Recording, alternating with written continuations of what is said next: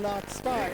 And coming into their team selection will be Martin Penrose, with a fine game actually in the All-Ireland semi-final against Wexford, and if memory serves me correctly, he scored 3 points. And also coming into the side is Ryan Mellon. Now he played midfield with Enda McGinley for most of the championship.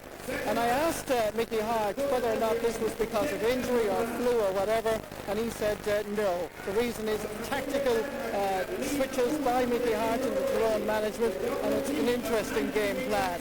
I also anticipate that Joe McMahon will actually play at corner back.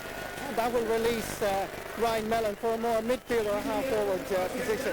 Of course, the sad news is that John Devine will not play between the posts. Big 28-year-old, 6'4" from Newtown, Stuart Pascal McConnell will go into the goalkeeping position, and it's a big moment, of course, for him as well. Kerry will line out as selected. Normani has a touch of flu, but he's fit and well, and Cat O'Shea has confirmed there will be no changes in the Kerry lineup. And if you are superstitious, well, here's a line for you. Kerry have always used the dressing room for the last 2 years on the Nally stand side. Well, today they're not there. It belongs this time to Tyrone. Is that an omen? I wonder. Back to you, Michael. Let's welcome the Tyrone football team who come onto the pitch at Croke for the All-Ireland football final.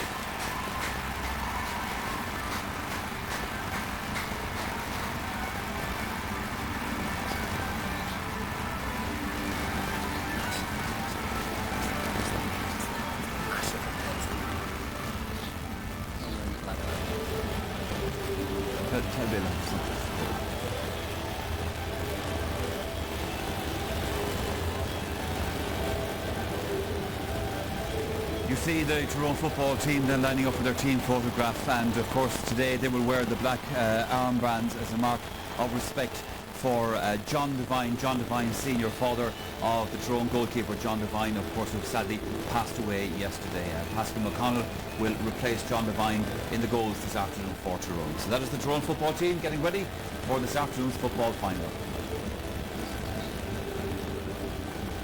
Well, you know, there's a great mini industry, I suppose, goes around all of these games, and the dart passing by Croke Park as well, and I suppose everybody having a little look in to see the great occasion here. Okay, it's time to take a rundown on the teams ahead of this afternoon's All-Ireland football final. It's over to the commentary box to hear from Ger Canning and Martin Kearney.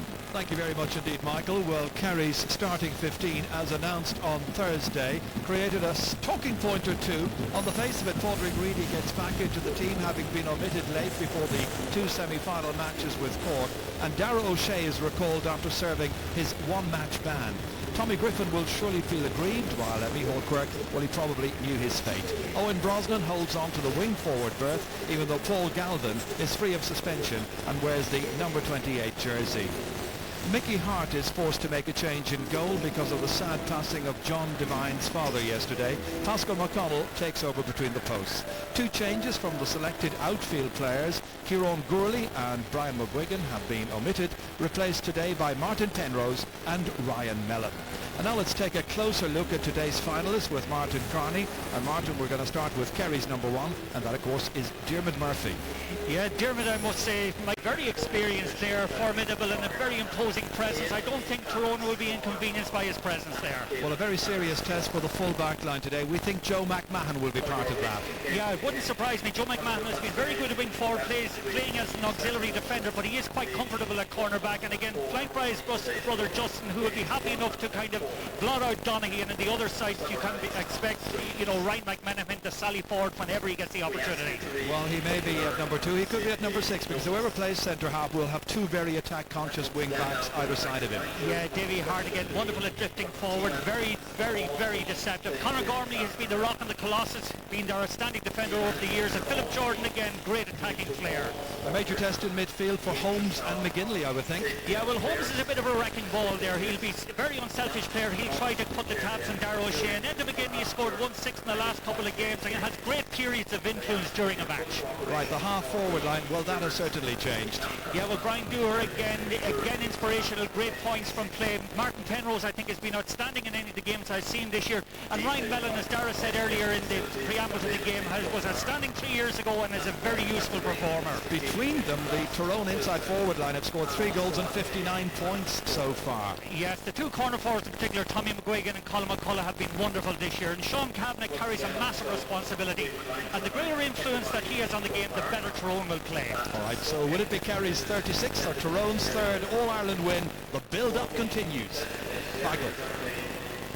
It does indeed, Gerard. As I was saying earlier on, you know, there's a mini industry going on around this All-Ireland final. Here is just one of the T-shirts you can buy up in Tyrone. Super doer, it says here. And of course, Colin Broke and Joe Bradley, you've made this man what he is today. A barmaid in Tyrone on Thursday night at Chelsea tried to swap her T-shirt for mine, and I have to say now, for a few seconds, I was on the verge of a midlife crisis, but All right, gentlemen, the big game coming up. That's right after this commercial break. Winning side of 1983, this being the 25th anniversary of their success. Well, if you're a Dublin fan, you'll enjoy this.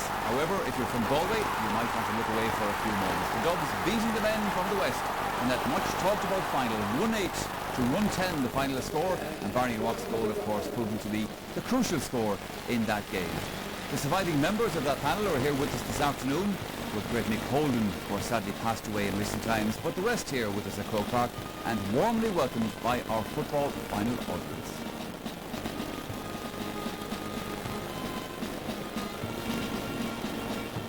Charlie Redmond going through shot there. You remember some of those, of course, Colin Moore? I remember them very well because actually Dublin beat us in 1983 after a replay, and the replay went to extra time and Dublin beat us by 2 points and went on and won the All-Ireland. And I remember I was at the semi-final here and the replay in Cork when the big Cork, a brilliant day down in Cork, and of course, you know, the win over lots of talking points about the final. Dublin ended up with 12 men, and the 12 it was that apostles, as they call them. messy, wet, windy day, and Brian Mullen's there, probably the next Dublin manager, or the money, the smart money's on him anyway at the moment. My father, God rest him, he swore he'd never go and see Galway play a match after that particular final. He did, he was at a league back the next day out, but apart from that. Okay folks, we're also joined here at Croke Park this afternoon by the GA's guest of honour, Uachtar Heard, Mary McAleese, accompanied by her husband Martin, and of course Nicky Brennan also ready to take the presidential salute. Hart and Philip Jordan are adept at getting forward, and Ryan McMenamin has been a huge attacker all year, and at the same time their half-forward line are wonderful defenders. They have perfected the system, the players trust it, they're very comfortable with it, and they're so expert at actually executing it, and that's what Kerry will have to deal with today. That system in Kerry, as against it, have the individual flair, have a wonderful two-pronged attack in Walsh and in Donaghy, but can they get the ball in quickly enough to them? That will be the big question, and I think ultimately it will determine who will win the game today. It is Kerry's 5th All-Ireland final in a row, and therefore you'd ask the question, are they a much improved side from, say, 5 years ago? Oh, I think so. I think they're a much more improved side, and I think actually the graphs have gone in opposite direction. I don't think Tyrone are as good as they were then. I think Kerry are better, and I believe myself in the lead up to the match that the games that Kerry had against Galway, against Monaghan, the 2 games against Cork were of an infinitely higher standard than what Tyrone had, and as a consequence Kerry have been much better tested. Well, Kerry, as you can see, are in a huddle out in the centre of the park. Fans waiting, hoping that it will be a memorable game, like 2005 was a memorable game. Kerry near the side, Kerry in the middle, Tyrone near the sideline here. And before all the action can get underway, there's got to be a moment's silence. And this is in memory of John Devine Sr., who very sadly passed away yesterday. He is the father, of course, of John Devine, the Tyrone goalkeeper from Errigal Ciaroin, that famous club in Tyrone. John Sr. was a great supporter of his son and all Tyrone football. Sadly missed. The great Ulster rivals today. Maurice Deegan from Stradbally in Laois, ready to get the All-Ireland final underway. First Laois man to referee a final since Bill Delaney back in 1951. It's going to be Kerry from left to right in the first half. And away we go, the 119th All-Ireland final underway, and straight away it is Enda McGinley setting off here, pursued vigorously by Dara O'Shea, leaving it off there, but the referee saw the foul before it reached Tommy McGuigan, and it's going to be a free-in, so an immediate opportunity for Tyrone to take a very early lead. Yeah, I said that was actually rehearsed in the training ground. Enda McGinley had a clear run through the Kerry defence that time. Every Kerry defender was pulled out of place, and again he just drew the foul, and a good opportunity now. And a good opportunity for Colin McCullough from Dromore, county champions in Tyrone, and Tyrone off to a flyer. nice easy free to get the game underway for Colin McCullough. Will do his confidence an awful lot of good. Fans happy up on Hill 16. Just bring to your attention a couple of changes. Ryan McMenamin is playing left half-back. He's marking Owen Brosnan. And right cornerback, actually, Conor Gormley has gone back and marking Colin Cooper. Changes aplenty. Into the middle of the park there. And that's great. Fielding by Darragh O'Shea. How they've missed him. Nicely in there towards Cooper. Beautiful little chip to put it over the bar.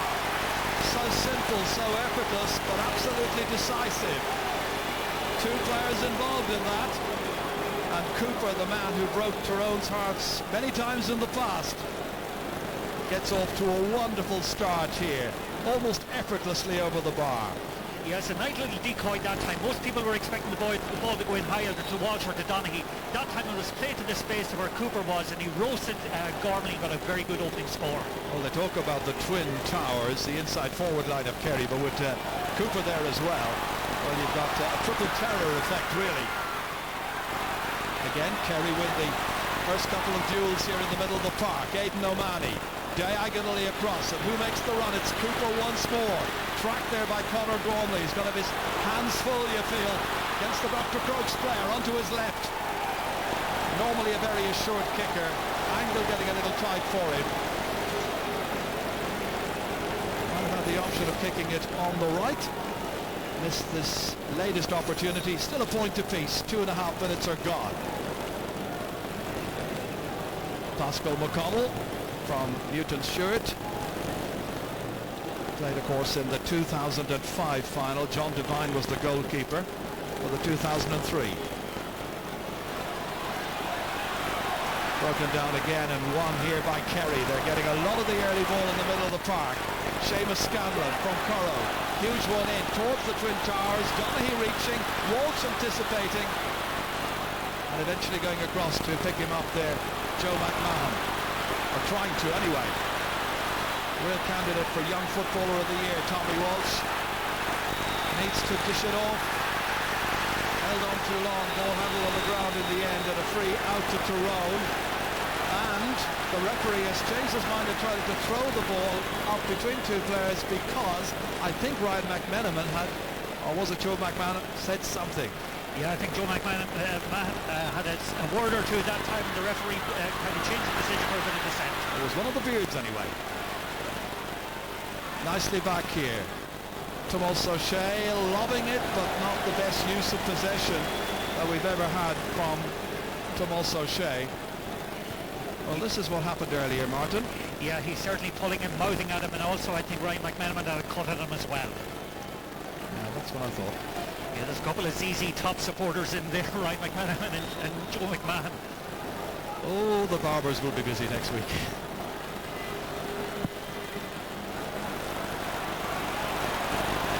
Again, Scanlon breaks it. This time picking it up, Ryan Mellon held in possession. Davy Hart kicking it ahead. Colin McCullough, after Kerry have won a lot of possession in the middle of the park in the last 2.5-3 minutes. Time for Tyrone to try and get some kind of platform here to build. Davy Hart shrugging off the attention of Brian Sheehan, and that's going to be a free in. Well, Brian Sheehan will have to be a bit more disciplined than that. They need him to work as hard as he's been trying to work in recent matches. Change of role for him, really. Not just a place kicker anymore. He's got to be industrious, he's got to get in with the shoulders, and he's got to time his tackles properly. Yeah, that's an area of the game I think that is lacking, actually. And again, he's having to track the runs of Hart, just as Brosnan is having to track the runs of Jordan on the other side. Sean Kavanagh, leading scorer so far. He's dropped it short, and Diarmuid Murphy can start the counter-attack here. Nicely forward there by Killian Young. To his wing-back Parker, Tomas O'Shea. On as far as Seamus Scanlon. Point to piece as Kerry launch another attack. Dangerous as ever. Put it away that time by Joe McMahon. Out as far as Enda McGinley. Released very quickly here. Kept moving forward. McGinley again. Such a good season so far. Decent ball in there. Broken back down again towards Collie Holmes this time. McCullough holding it. Waiting for Mark O'Shea to come near him. Almost teasing him. Nicely released. Here's Tommy McGuigan. held onto by Holmes, bit elaborate. They managed to get away with it and in the end win a free. Sean Kavanagh was going for it. He was the man fouled. And a problem there for Tom O'Sullivan. Yeah, patient and probing attack that time. A crossfield ball. Sullivan slightly on his heels that time, and again, definitely I think he fouled Kavanagh. Interesting full backline this afternoon for Kerry when you consider that they've had Tommy Griffin in there for the last couple of matches against Cork, I suppose. Horses for courses and all that. Yeah, I must say Thomas Sullivan thrived when he was playing in the corner in the last couple of games, and I was surprised in the way that Griffin was dropped. Looked a much more assured player. This is to be taken by Tommy McGuigan from Ardbow. He'll be disappointed his brother Brian isn't starting. That's kicked well and truly over the bar. Well, the two free takers have done very well for Tyrone with their two opportunities, one kicking with the left, one kicking with the right, and it's 2 points to 1. They'll be happy enough with the start.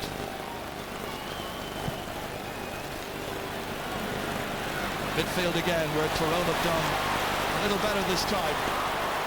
Nicely taken out again by McGinley. Carries the ball forward very productively. Who we know all about.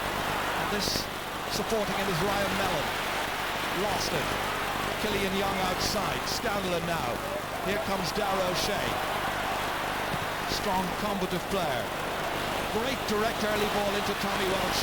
Does well.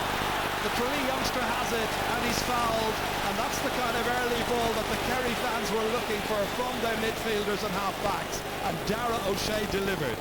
Very much so. Wonderful delivery from Darragh O'Shea, but great strength and assurance that time from Tommy Walsh. Under pressure from three players, held it on to it, and again drew the free. Free to be taken by Colm Cooper. But Kerry's only point so far. Nicely worked from play. No problems. Straight over, and it's 2 points apiece.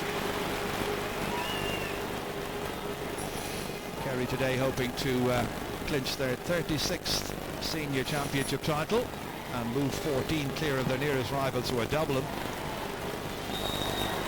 And the manager here, Darragh O'Shea, his 12th game in charge today. So far they've won 9 of the 11. This time it's broken by Collie Holmes. He's giving way quite a bit to Darragh O'Shea, much livelier, much more active in the centre of the park. Tommy Walsh has a break this time, and it's Cooper again, menacingly forward, dished off beautifully. O'Sullivan coming onto it, and that ball kicked outside and wide. It was a good-looking attack, but Declan O'Sullivan failed to finish. And that's the third wide so far for Kerry. So menacing, so threatening. And credit the backs for making the kick that little bit more difficult. Yeah, it was a good run from Sullivan. He might have come on the inside though. Again, Cooper had a good enough angle to take a score. I think had Sullivan cut on his inside, there was definitely a chance of a goal. Well, there's a concern here for Tommy Walsh. The two physios for Kerry, Tara Timlin and Megan Gooding, will be sharing the responsibilities. This is where Tommy Walsh there came a cropper. Down he went, the youngest player playing in today's final at just 20 years of age. Mickey Hart, very calm as ever. Tony Donnelly there alongside him. Kick out towards Dooher this time, fails to take. And a chance for Darragh O'Shea again to kick it in, long and direct, in towards Donaghy, hoping to break it. On top of him was Justin McMahon. Kerry fans thought there was a foul. Tyrone just get on about their business. Out to Conor Gormley. Nicely positioned. In as far as McGinley. Clever and intelligent possession use.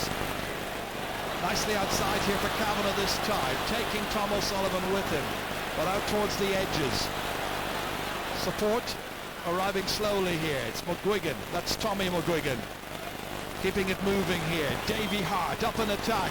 Nicely angled shot. Beautiful accuracy, and Davy Hart puts it over the bar.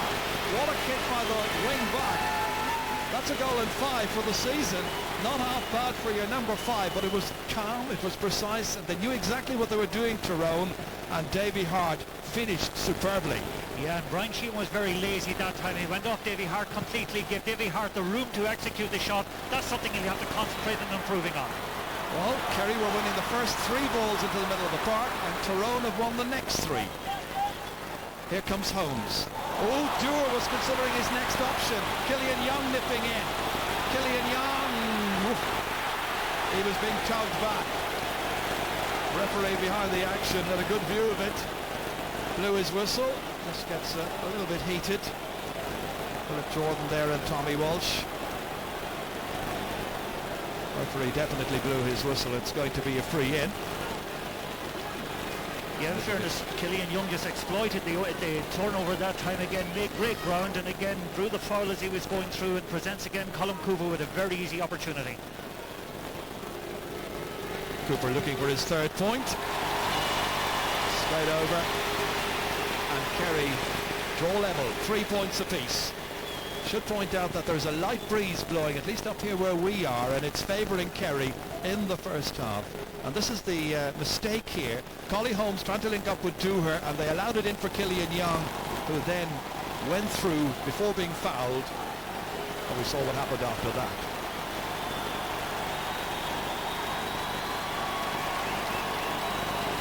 Crowd just noting the substitutes warming up on the sideline. Huge speculation as to if we see Galvin. We've seen Darragh O'Shea. He's magnificent so far. Here's Brian Sheehan now. Declan O'Sullivan now raiding again from centre half forward or left half forward, wherever he wants to move to. Darragh's everywhere. Nice ball back to Declan O'Sullivan. Dangerous angle from Tyrone's point of view. So prudently put over the bar by Declan O'Sullivan using his fist. And Kerry lead in this All-Ireland final for the first time. It's a lovely attacking move here. And the last player to touch it, Declan O'Sullivan, fisting it over the bar. 4-3.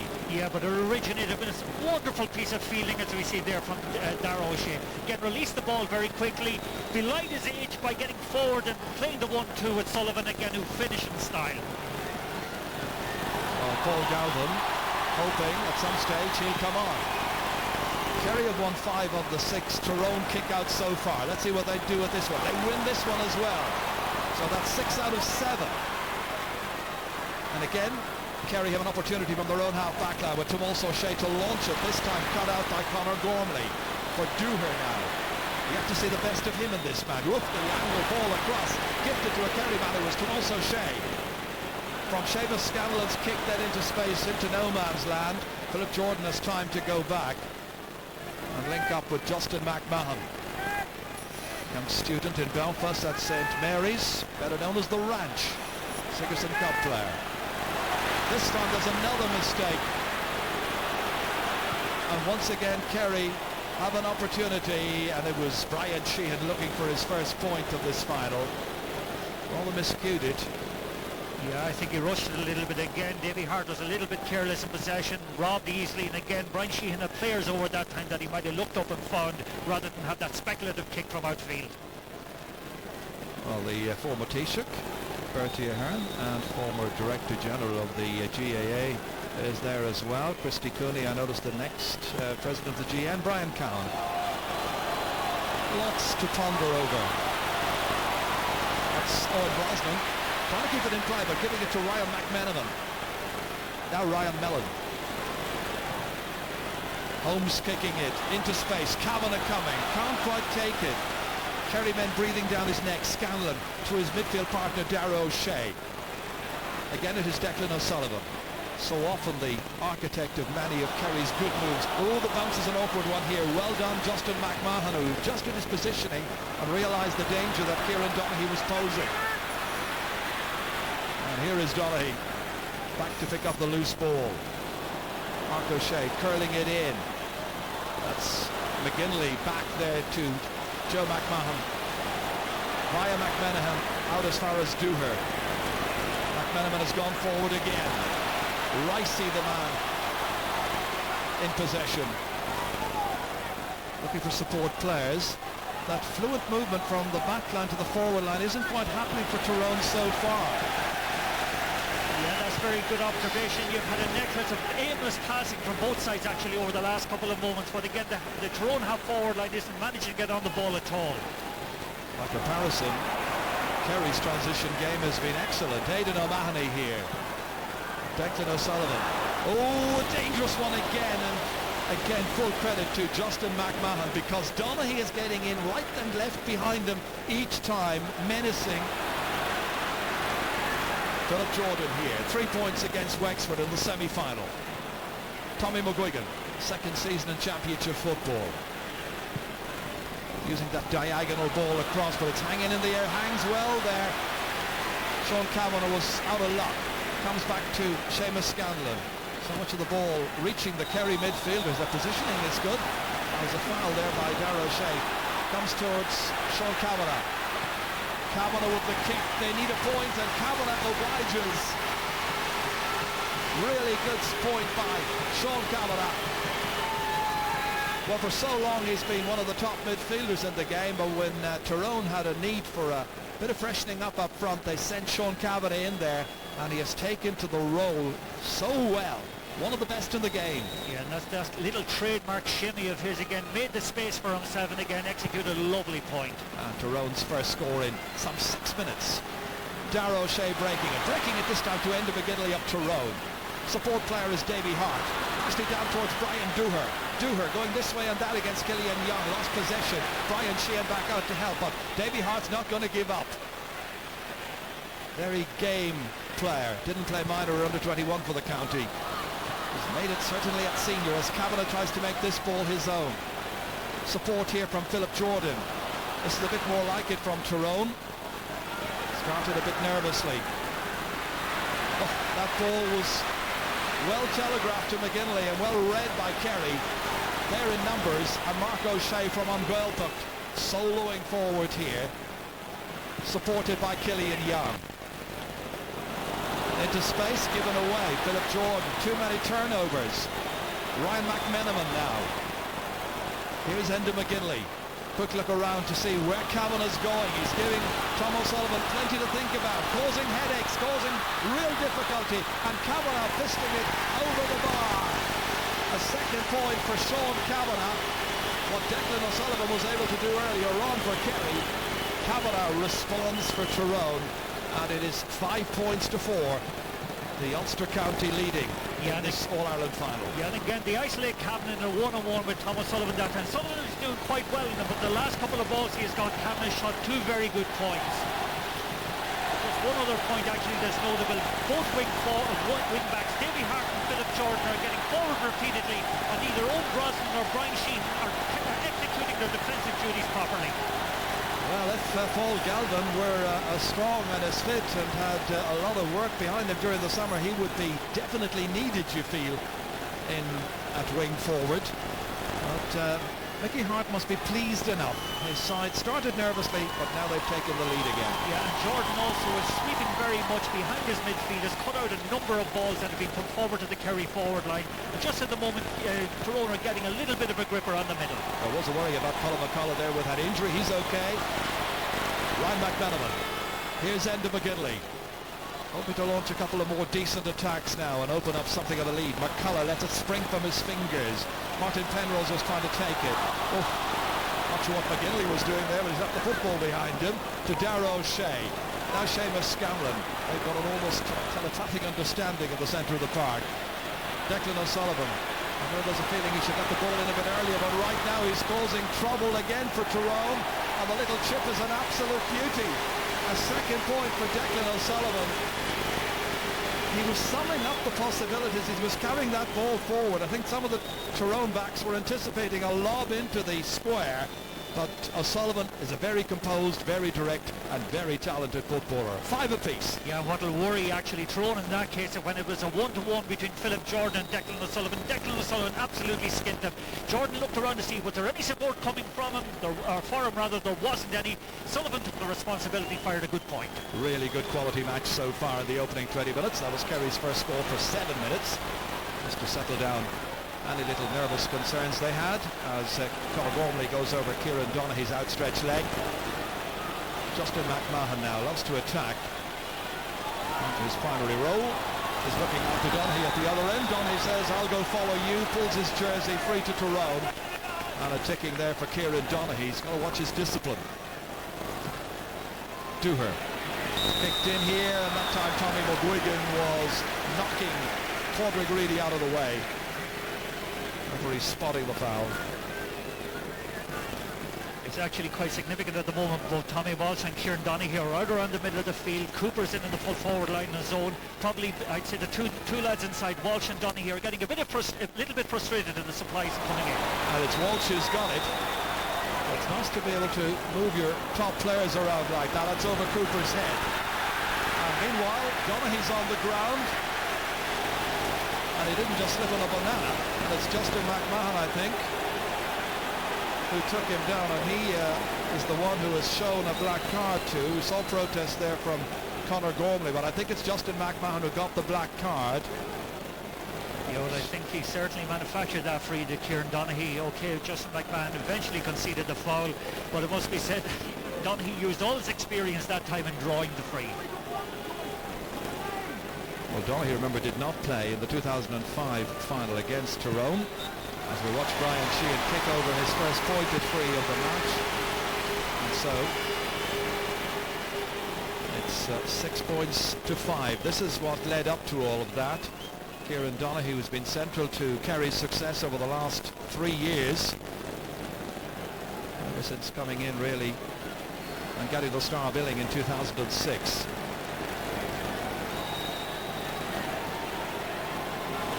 Pascal McConnell. Dropped there by Scanlon. Tyrone working hard with one another and for one another. Ryan Mellon.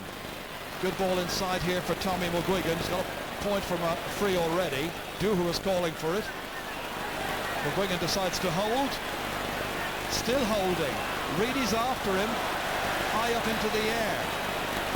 Trying to make something of it still. It's Kavanagh. Dangerous moment. What a very good block that time. And it's Declan O'Sullivan. Well, you would hardly expect your man on the 40 to be back there, blocking the danger man, Sean Kavanagh. Oh, that reminded me of Conor Gormley in the 2003 final. Remember that one? Some block that day and some block there. Here's Darragh O'Shea. That was a real let-off for Kerry.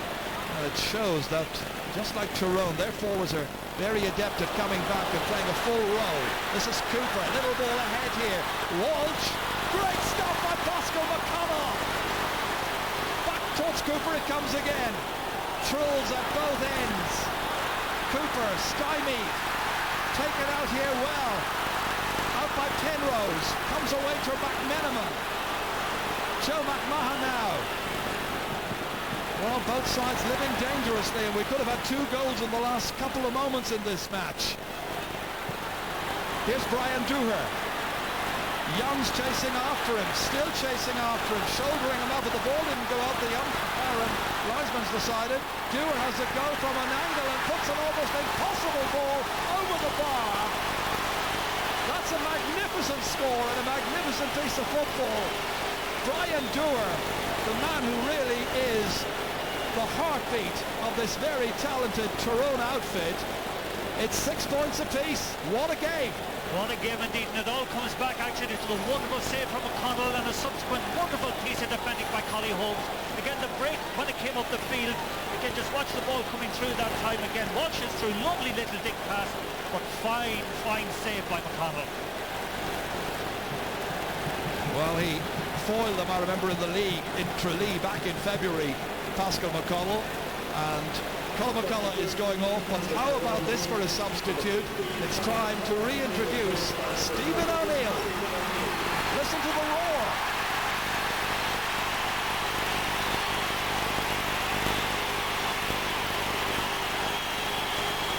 A big welcome back for Stephen O'Neill. He's been very much in form since coming back into the panel. The players wanted him, the manager wanted him. He's back. There have been 2 yellow cards while that was happening to Davy Hart and to Brian Sheehan, and it is 6 points apiece. Ryan McMenamin. Well, now Tyrone have used their trump card, but have had to do so, as you can see, by the 25th minute of the match. They wouldn't have wanted to lose Colin McCullough. He was injured earlier on, receiving treatment when we were watching a replay. Obviously, he hasn't recovered sufficiently. Here's Penrose. has options. Philip Jordan holding it, waiting. McMenamin's coming in. Ooh, he's fumbled, lost it. And that was enough to give it to Tyrone O'Shea. Out once again via Brian Sheehan. Aidan O'Mahony now. Here's Darragh O'Shea. Oh, Darragh O'Shea. Not quite sure what he was doing there because he has turned the ball over. Philip Jordan. Oh, huge gaps. Martin Penrose. It was a very easy point there for the taking, and questions immediately should be asked. Who's meant to be picking up Martin Penrose? He simply ghosted away from whoever was to be marking him. He was well picked out with a very astute pass. What about that for a lovely deft finish? 7-6 to Tyrone. Yeah, indeed, he could have gone for a goal that time. Watch the space in front. Maybe did the right thing, did the percentage thing, put it over the bar, but there was a goal on. But all of that came from a bit of indecision between Aidan O'Mahony and Darragh O'Shea. They had possession, turned it over needlessly. The lead has changed on 5 occasions so far in this year's All-Ireland final. Tyrone with the free kick. Ryan McMenamin deciding to leave it to his team captain, Brian Dooher. Good run here by Stephen O'Neill. He's into the game immediately. Been marked by Mark O'Shea. Takes too many steps, however. And Wallace Deegan blowing his whistle. This is the first time that particular rule has been invoked in this game. Just going back actually to Brian Dooher's point, I think some of the Kerry crowd had maybe questions about that, because I think they felt Dooher might have bounced the ball twice over on the far sideline as he was going in to kick the score. He was very, very near the sideline, that's true, and as you say, the couple of bounces as well. It's going to be a free to Kerry, and Tyrone are penalised an extra 13 metres. It doesn't matter because the free is taken, and Tyrone O'Shea is in with an opportunity here of kicking a point. Oh, he's kicked it towards the premium level of the stand instead, and that's Kerry's 5th wide of this first half. And we're in the 28th minute. Yes, indeed. Kerry looking a little bit ragged at the moment. Tyrone are imposing their style of game on proceedings. Again, Kavanagh has come out around the middle of the field now, being marked by Aidan O'Mahony, but just they're much more composed in possession, and around the middle of the park, Kerry are not getting on the ball as easily as they were in the first 10 or 15 minutes. And an interesting stat as well, that Tyrone have yet to have a wide in this game. A couple of Kerry players going for it, a couple of Kerry players missing it, but back supporting them there was Tyrone O'Shea. He's put under intense pressure. Owen Brosnan digs in here, tries to get away from Collie Holmes. Holmes fouls him, free to Kerry. 7 points to 6. Opportunity for Kerry here, maybe to draw a levelling score as the physio for Tyrone, Louis O'Connor, is called into action once again. And that's Colin Holmes there, who is playing his club football these days in Harps in Armagh. Yeah, just going back to the Tyrone full forward line, it's a very orthodox full forward line at the moment. Tommy McGuigan is playing full forward, Penrose is in the corner, and Stephen O'Neill is right corner forward now, being marked by Mark O'Shea. Brian Sheen's got to take this free from St Mary's Carsevine. What a nice bright afternoon, and good bright football as well. Catches it superbly, lovely follow through, and what about the accuracy? No mistaking the style. 7-all. 29 minutes are gone. Again, I love the style. Just watching that languid style, the follow through with the foot, and again from about 55 metres effortlessly over the black spot. They can go 8 minutes without scoring, but there's no panic where Kerry are concerned. They're going for 3 in a row. Tyrone going for their 3rd victory this decade. Pascal McConnell landing down on top of Ryan Mellon that time. Here's Ryan McMenamin. End of a Gidley now. Quick look around, nobody closing him. Opportunity to bring it forward, and the referee saw a foul inside nearer the goal area. It's a foul by Tom O'Sullivan. And the referee is bringing the ball in towards the exclusion zone. There's a black card shown to O'Sullivan. Yeah, I think that might have been as a consequence of good link-up between the referee and his linesman. But definitely, I think Penrose was fouled that time by O'Sullivan off the ball. Well, the two linesmen are Marty Duffy from Sligo and Cormac Rowley from Meath.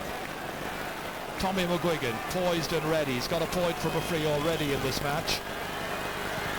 Well within his range, no problem. Oh, he's put it wide. Oh, hard to believe that. I obviously put a curse on the Four misfortunate man from Ardpole. Still 7 points apiece. Yeah, and in a tight game like that, you never know. A miss like that could be costly as the game goes on. Our beard is going to grow and grow with misses like that. Dermot Murphy kicking it towards Scanlon, and Scanlon well marked but supported. Here's to also Shea.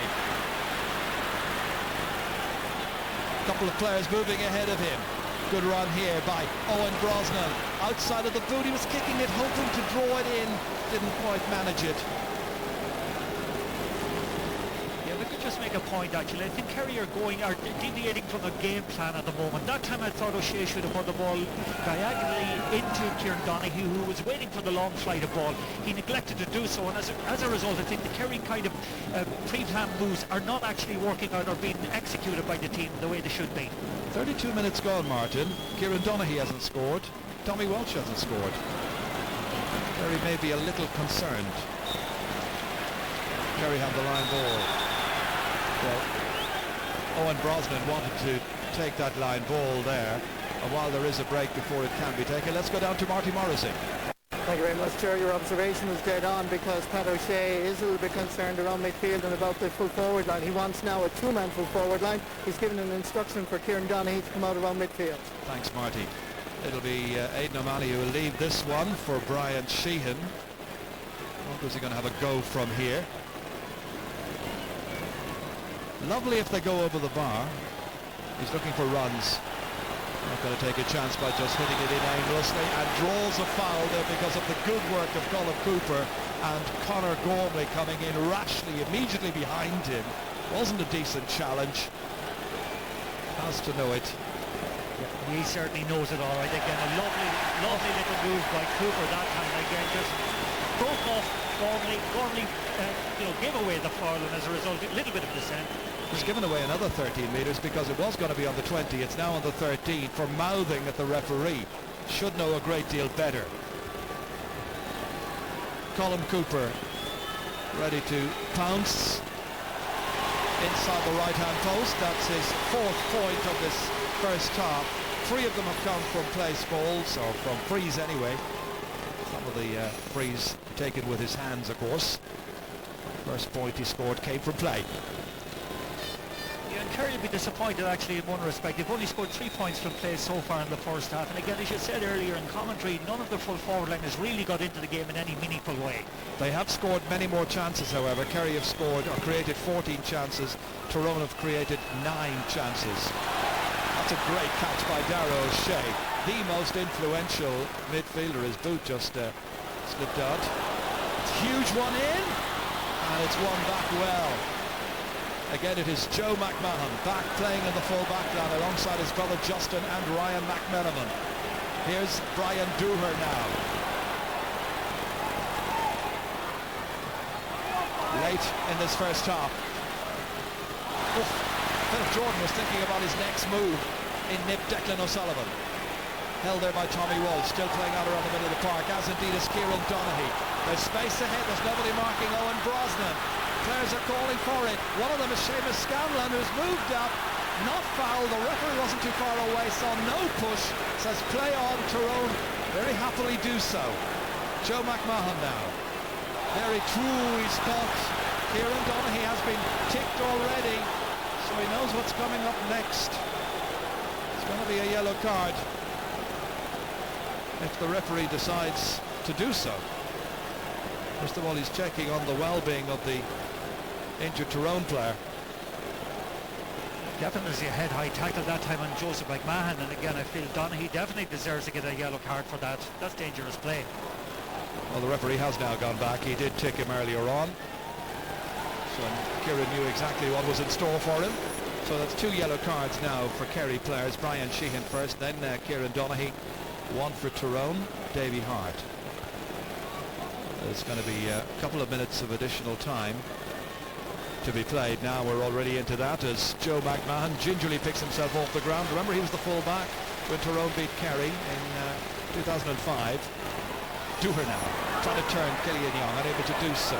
Trying to force him backwards. Young still after Dooher, but Dooher gets away. Great leadership given, but he hasn't completed it. They need an end product. and that time Declan O'Sullivan was going down, looked to be fouled. Referee finally blew the whistle, free to Kerry in the first minute of injury time at the end of this first half, which has given us a lot of good football. Mistakes, yes, as well, but plenty of drama. Aidan O'Mahony not exactly flavour of the month with some of the Tyrone players. Well, definitely, but Aidan O'Mahony showed great bravery going down for that ball, was definitely fouled, but again, I think he retaliated after the foul had been called against Tyrone. Just watch this here again, definitely fouled in that, in the circumstances there. But again, the ball will probably be thrown in now between them because of the fact that O'Mahony retaliated. Well, for retaliation, he's going to get his name taken. And it's a yellow card for O'Mahony. Man of the match, of course, in the 2006 All-Ireland final against Mayo. So he's been warned as well. Let's just watch this again here. Stephen O'Neill, number 31. Meanwhile, in there, Sean Kavanagh. Physio's been busy. Well, O'Neill lifted Tyrone spirits by his presence, and now they're looking for a lot more from him. The end of the first half, a row breaking out at the very end of it, and Darragh O'Shea will have to be very, very careful with Sean Kavanagh there. There was a tangle, there was an elbow which was seen, and it'll be interesting to see whether the referee or the linesman have a little chat about that. Just watch it again here at the end of the first half. That's the elbow down onto Sean Kavanagh's back. And it certainly inflames some passions here, and the referee has called Darragh O'Shea aside. We're watching pictures of the teams going off, but I can tell you that Darragh O'Shea has got a yellow card, and there's a lot of cheering and a lot of booing from Tyrone fans as Darragh and Kerry go off. But the end of the first half, which is still causing tension and anxiety down there.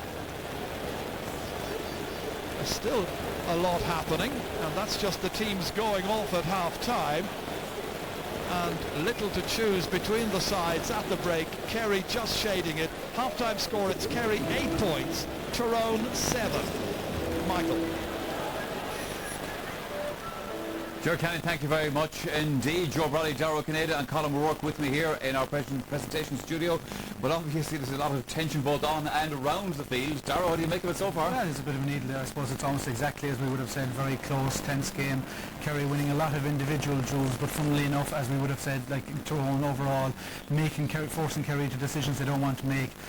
Quality of the ball from the Kerry half-back line into the full forward line hasn't been the best, and Tyrone have made the most of what possession they have. Yeah, Colin? Well, I thought it was an intriguing first half, but I didn't think the standard of football was great. I thought Kerry in particular kicked away an awful lot of aimless possession, and there was times though when the Kerry tackling was much superior than we've seen in the past. But if Kerry are going to win this All-Ireland, they're really going to earn it. Joe? Well, I mean, Tyrone have achieved a lot. Like Starr, scoreless, Tommy Walsh, scoreless, Gooch 1 point from playing. Now Starr's playing around the middle. That's been mostly achieved because Kerry have decided not to leave Tyrone that central channel in front of the Kerry goals. The Kerry half-forwards are funneling into that. And it's very effective in disrupting Tyrone's attack. But it's making the game essentially a defensive one, where Kerry's half-forwards are so deep in their defence that there's very bad ball or no ball being given to Starr, Walsh and Cooper, who's being starved. So I mean, it's going to become a game of attrition, and the game is being played again on Tyrone's terms. Okay, we're going to take a short break here on the programme. Back after that with analysis of that first half from Joe, Darragh and Colin. So I mean, the game couldn't be tighter. It's being played on Tyrone's terms, and that's the worry for Kerry. If Joe Bradley's assessment is right, Darragh O'Canada, you're sitting ducks. Oh yeah, I don't think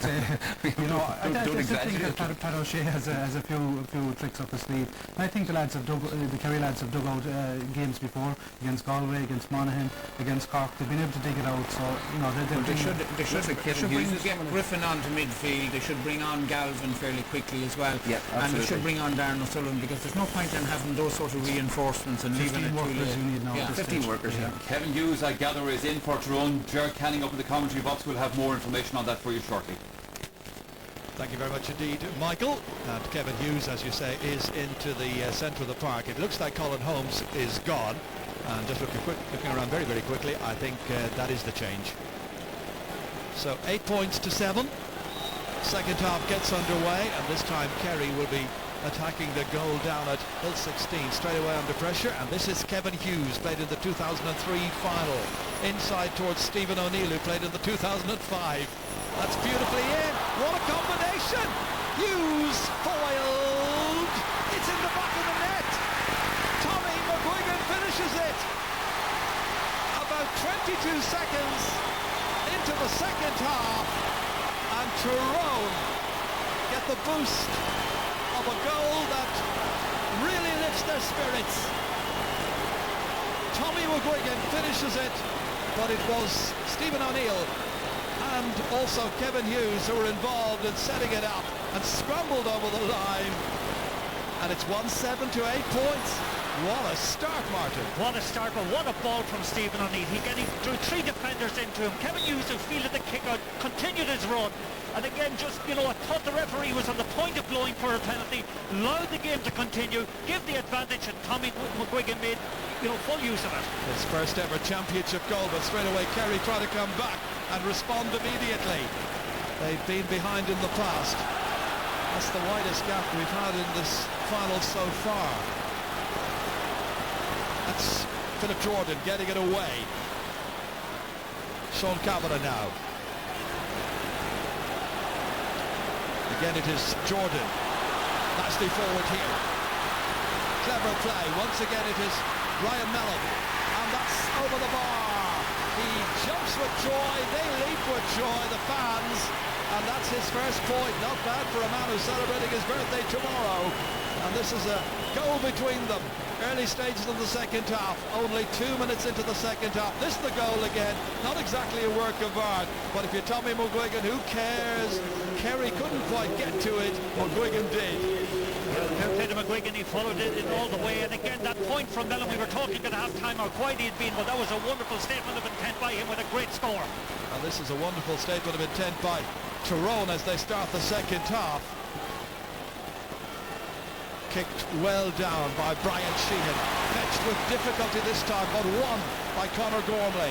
Alice Farris is captain. Dooher trying to change the direction, spotting an unmarked player. That's Davy Hart.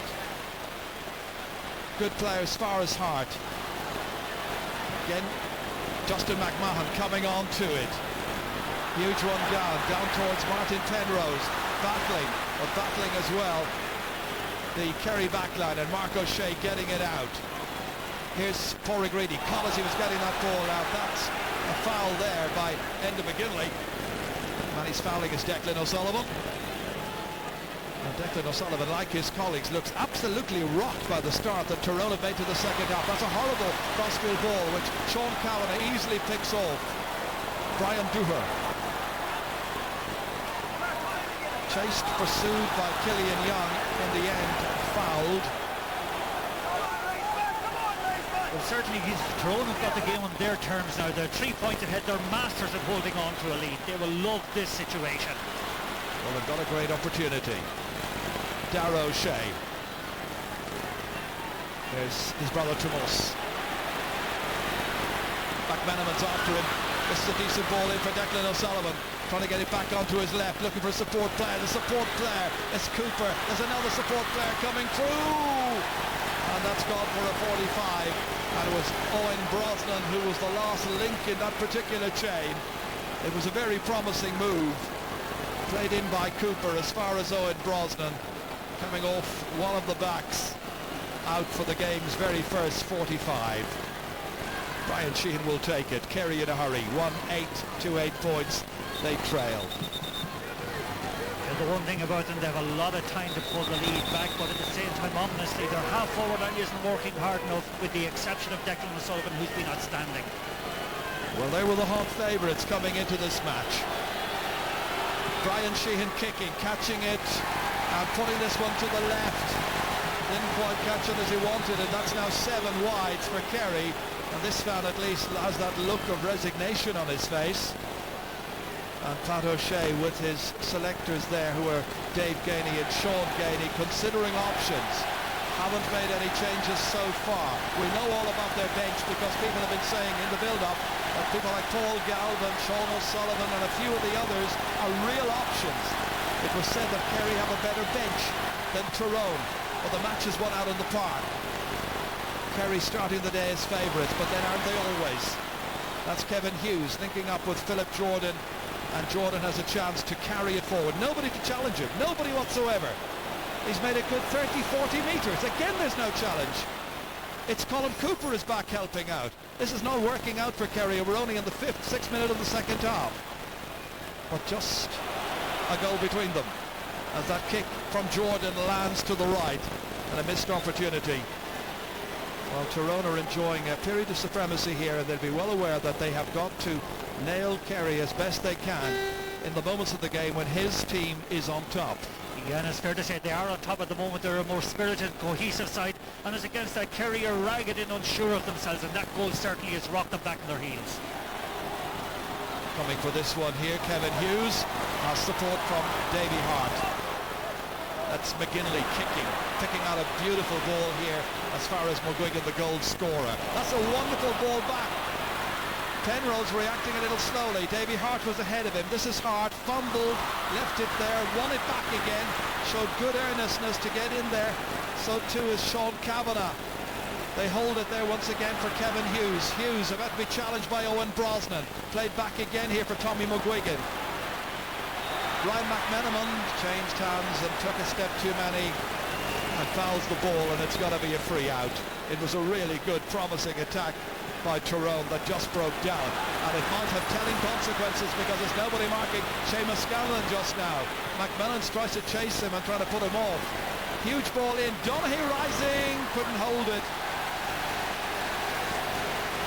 It's going to be a kick out. There's got to be a change for Kerry, and Darren O'Sullivan is ready to come on and play his part. O'Sullivan to come on for the 20th time in the championship in place of Owen Brosnan. Well, that's not a surprise. I said before the match that there were a couple of eyebrows raised when the team was announced on Thursday. Wasn't exactly the team that everybody had anticipated. They've now got to do the business and justify their favouritism, and that time Brian Sheehan knocking it off a Tyrone player. That player was Enda McGinley. Line ball to Kerry. Brian Sheehan. He's got those very tall players to aim at inside, and Donaghy catches it beautifully this time. Again he goes menacingly forward, needs a support player. It's Tommy Walsh. Closed down immediately. Back it comes towards Darren O'Sullivan, and O'Sullivan immediately makes an impact. That's what I call an impact sub. He always does it when he comes on, Darren O'Sullivan, yet never seems to start a championship match. Yeah, they needed that score indeed to settle them down. 7 minutes in the second half. Again, a little bit of over-elaboration, but Tommy Walsh certainly had the presence of mind to put it out to O'Sullivan. Fires a good score, something Kerry needed, something to give them a little bit of a lift. Great catch by Donaghy. Kerry's first score in 10 minutes. That's taking in the last couple of minutes of the first half as well.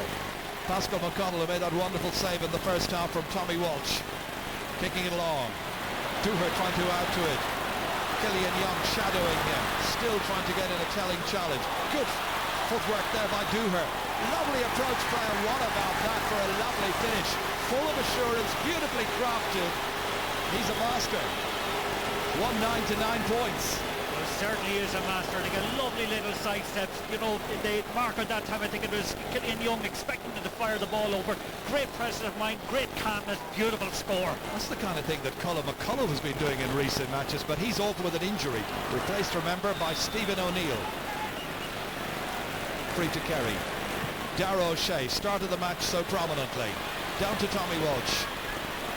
Again, just Joe McMahon trying to close and failing to do so. Quick injection of pace here. Beautifully over the bar by Tommy Walsh. His first score. That'll be a major boost for him. Caused some anxiety among the Tyrone players. The ease with which he got by Joe McMahon that time. Yeah, one thing we didn't expect from him was that acceleration, that change of pace. That was magnificent again, and the strength of the ball is just a delight to behold. Kerry won't by any means be giving up on this after they made a horrid start to the second half. They're right back in it again. Only 2 points the margin. McConnell kicking, going short this time as far as Ryan McMenamin. Now operating more as a half-back. Forward by Gormley. Carrying it on here is Philip Jordan. He has a support player outside him. There's always support players here. It's Kavanagh, still Kavanagh, and he finishes it beautifully over the bar. First of the second half, third in the match for Sean Kavanagh from Moy. Beautiful little village in County Tyrone. What's quite amazing about all of that was the ease with which Philip Jordan got it forward that time, and again the ease with which Sean Kavanagh was able to put that ball over the bar. No proper pressure from any player outside, Kerry player outside. That'll be a real worry for Kerry at the moment. And Sean Kavanagh getting 3 scores out of 4 shots. What this game and what Kerry's game needs might well be a Paul Galvin if he was as fit as he would have wished to be. Here's Declan O'Sullivan. That's nicely in for Darren O'Sullivan. This is danger again. Thought about the shot out to Cooper. Nice lay off, and Cooper puts it over the bar. His 5th in this match. 2 of them now coming from play. And it's 110 to 11 points. And bit by bit, Kerry are getting back into it again. And Darren O'Sullivan, he thought about the shot there, then laid it off very wisely out for Cooper. Better placed. Great shot. Certainly, come on, he shouts. And there's no doubt about it, Darren O'Sullivan, since he's come on, has made quite an impact. He's got a score and again been involved in that score. But I must say there's great kind of zest to the game, you know, going from one end to the other. Most enjoyable match. Very much like the match we remember in 2005, one of the better All-Ireland finals in recent years. Killian Young leaving it in again, this time a bit of a ball for O'Donoghue to chase after. That was hopeless. Well, he's good at picking up the ball in the air, he's good at picking up the ball in front of him, and usually he's able to make runs right and left, but that was hopelessly placed. Hadn't an opportunity. Bit concerned, I'm sure, Mickey Hart. Always looks very, very calm, almost inscrutable, and likewise Pat O'Shea with a very calm demeanour.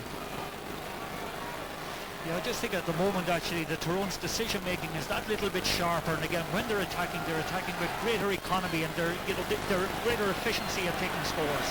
Big leap in the air by Sean Kavanagh, has drifted out there to try and win some of those kickouts, and Kerry have it again, and it's Darragh O'Shea.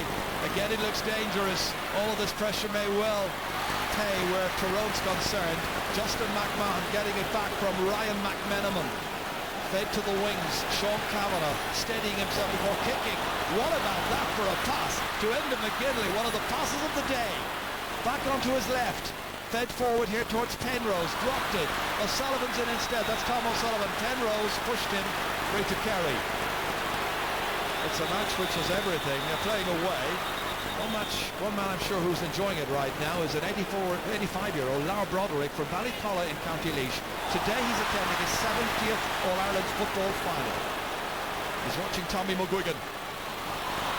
And it didn't quite come back to McGuigan. Instead, Kerry tried to get it out of defence there with Tom O'Sullivan. Tom fouled. Killian Young. Aidan O'Mahony. Experienced Darragh O'Shea. Again a lovely ball here, picking out his brother, and Tomols takes off. He scored a goal against Tyrone in the 2005 final. Challenged late that time by Conor Gormley, but he still managed to raise a white flag. Really good score. That's 5 points for the season, this championship season for Tomols O'Shea. Really hit hard there by Conor Gormley just as he was releasing that ball. But he's the one player in the Kerry team that time who had the energy to get forward. An awful lot of them seem to be out on their legs at the moment. They don't have the same zest, don't have the same sit whatsoever as the Tyrone lads had. But again, he had the presence of mind that time to get forward and score that point. I didn't see a card. Back it comes again. Philip Jordan, nicely on for Kevin Hughes. Quick look up at the target. How's it go? But my goodness, the target must have moved. He's put it well wide. 3 wides for Tyrone. They haven't been as wasteful, but they were practically word perfect during the first half. And warming up at this stage is Brian McGuigan. And we could have a second McGuigan in the match very, very shortly. Quite a day for families with the McMahons. And you've got the Kavanaghs, of course, as well. One playing, one of the subs. And the McGuigans. Yeah, I think that's actually, is it Ryan Mellon who's down at the moment actually. He great score at the beginning of the second half, but struggling at the moment. But I must be saying, speaking of struggling, I think Aidan O'Mahony's struggling at the moment. Seems to be off the pace a little bit. Seamus Scanlon has got the consistency that he has had all year, and again the half forward line, whereas it has been energised by the introduction of Darren O'Sullivan, the other two lads need to get more into the game. News from the sideline. Let's go down to Marty. Thank you very much, Chair. Pat O'Shea has just called Tommy Griffin down from the substitutes bench. Looks like he's going to be introduced, but the big talking point down the sideline here is, will Paul Galvin be introduced before the end of the game? Thanks, Marty. I wonder where Griffin will play, because he's played the last 2 matches in the full back line. And that time Darren O'Sullivan just pleading his case. And the stricken player down there is Ryan Mellon. So Martin Penrose is coming off, and it is Brian McGuigan who goes on. McGuigan, who's originally named in the team during the week, replacing Martin Penrose. And it's Seamus Scanlon who is now going to be replaced. So Tommy Griffin will come into the middle of the park. Well, I think he was very annoyed at being left out in the first place, Tommy Griffin. Hard to blame him. But it is the squad system, and everybody says you need at least 20 players to win a major match. Dooher now trying to get inside Killian Young. Holds onto it. Little bit of movement ahead of him. Wisely holds. Tight angle. Bring it back. Again, just tormenting Kerry. Real frustration time now. Very tight game as Kevin Hughes kicks it high up into the clouds, and that's a second wasted chance by Kevin Hughes in the matter of what, 2 minutes, 3 minutes. It's only a 1-point game. Tyrone continuing to lead.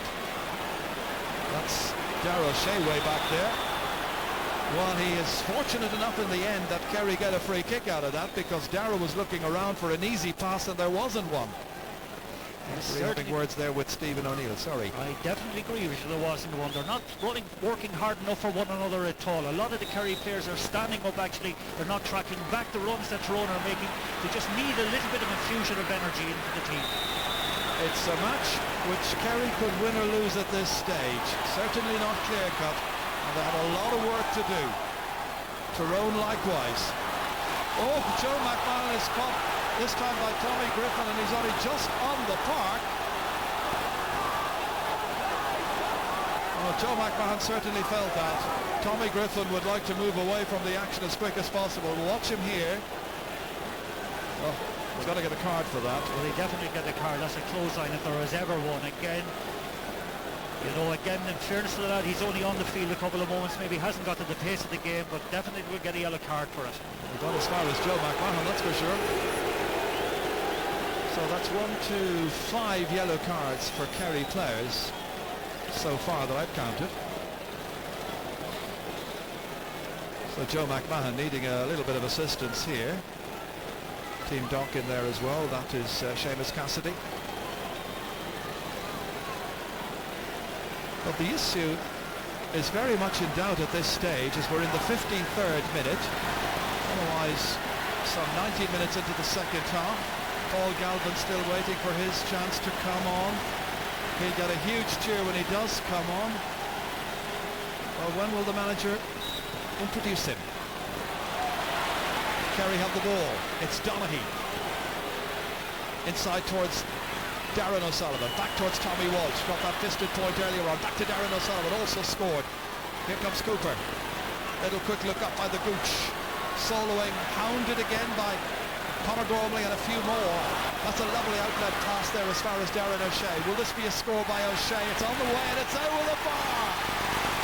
The equaliser comes from Darren O'Shea in the 55th minute. The teams are level for the 8th time. Some match here. And all of that after Tyrone took a goal lead at the start of the second half. Now some recovery by the Munster team, beautifully over by the very experienced Darragh O'Shea. Well, let's applaud the pass from Gooch Cooper that time. It was an absolute beauty with the outside of his foot. Some of the football I've viewed in the second half has been wonderful. Some great passing. Here's Killian Young. It's an absolutely intriguing match. You have all the hyperbole under the sun. This was a PR man's dream, I know, leading into this All-Ireland final. But right now, with about 15-16 minutes to go, you wouldn't know who's going to win it. Line of match ended level. Darragh O'Shea kicking it. Ooh, he's overkicked it this time. And Ryan McMenamin lets it go, chased by a couple of Kerry players. Tyrone's line ball. Joe McMahon recovered, taking it quickly. Nicely down for Enda McGinley. Booted into space here. Tommy McGuigan gets there first. Closed by Reedy. Has a support player, but you can see that Dooher looks very, very weary. Tomás O'Shea, sprightly, going over there, setting up a counter-attack. That last point by Darragh O'Shea, you feel, has energised Kerry again, as Tommy Griffin this time is the victim of a foul. That the 35th free kick in this All-Ireland final. Brian Sheehan pursued over there by Davy Hart, and Davy committing the foul. Free to Kerry. It's a case now of eliminating the mistakes as much as possible. You can look at players all around the park and they look weary. Long season, tough going. Cooper to take this free. 6 points so far, going short this time. Inside towards Kieran Donaghy. Back once again. Beautiful left. Punched the air the minute it left his boot. And Cooper again in sparkling form. His 6th point of the match. And Kerry ease into the lead at a crucial stage in the game. 14 points to 110. A lovely little one through at that time between Donaghy and Cooper. Again, Cooper, delightful score again off his left foot, having a stormer at the moment. There's going to be another substitution, and Owen Mulligan, sporting a beard, comes on for Ryan Mellon. So what can he add to the party? And Paul Galvin's set to come in as well. The decibel level rises again. Here's Brian McGuigan. Such a creative influence. Man who's been out of the game for 2 years, broken leg and a bad eye injury. Justin McMahon setting it inside for Mulligan, Moxie as they call him. Back it comes towards Kavanagh, hitting under pressure, but hitting superbly. What a point! A second of the second half for Sean Kavanagh, 4th in all, and the game is tied at 14 points apiece, otherwise 14 points to 111. Mulligan creatively involved here, back to Kavanagh. That is spectacular. And that was their first score in some 13 minutes. Galvin's about to be sprung. And the player coming off is Tommy Walsh. Galvin's coming on. It's time for the really serious stuff. The number 28 makes his reappearance, last played against Clare. You know what happened that day. The Wasp got in the way.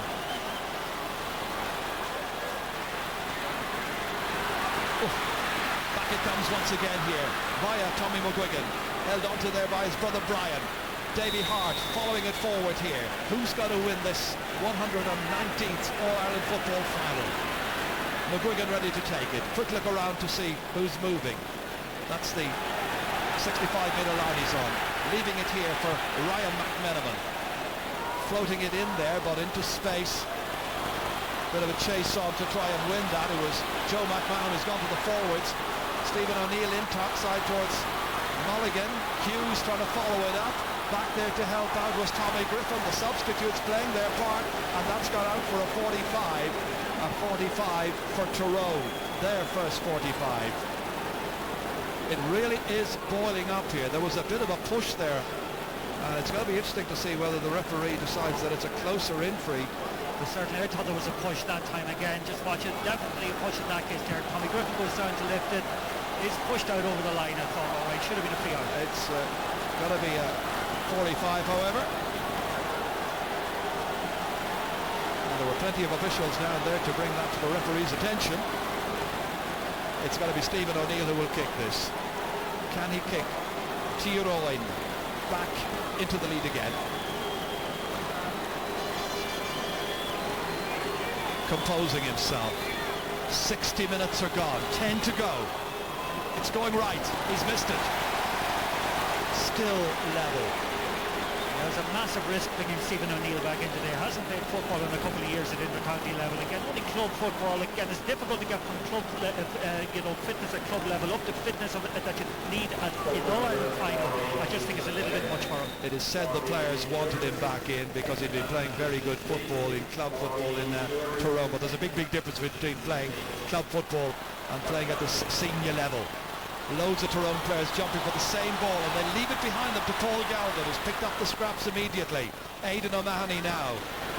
Kerry have lived dangerously. They always knew it was going to be a very tight match. They have a man over, and Cooper couldn't get it to that extra man. It was Brian Sheehan.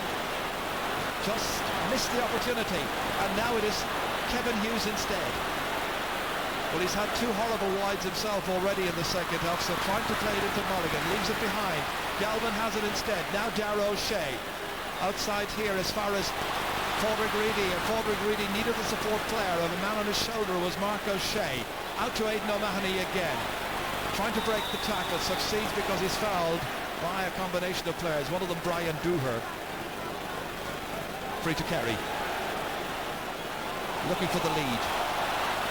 Darren O'Sullivan chasing forward here. Cooper taking over, man to take the responsibility. Nice ball outside, comes to Brian Sheehan, closed immediately by Joe McMahon, who's gone back. Gormley's there as well.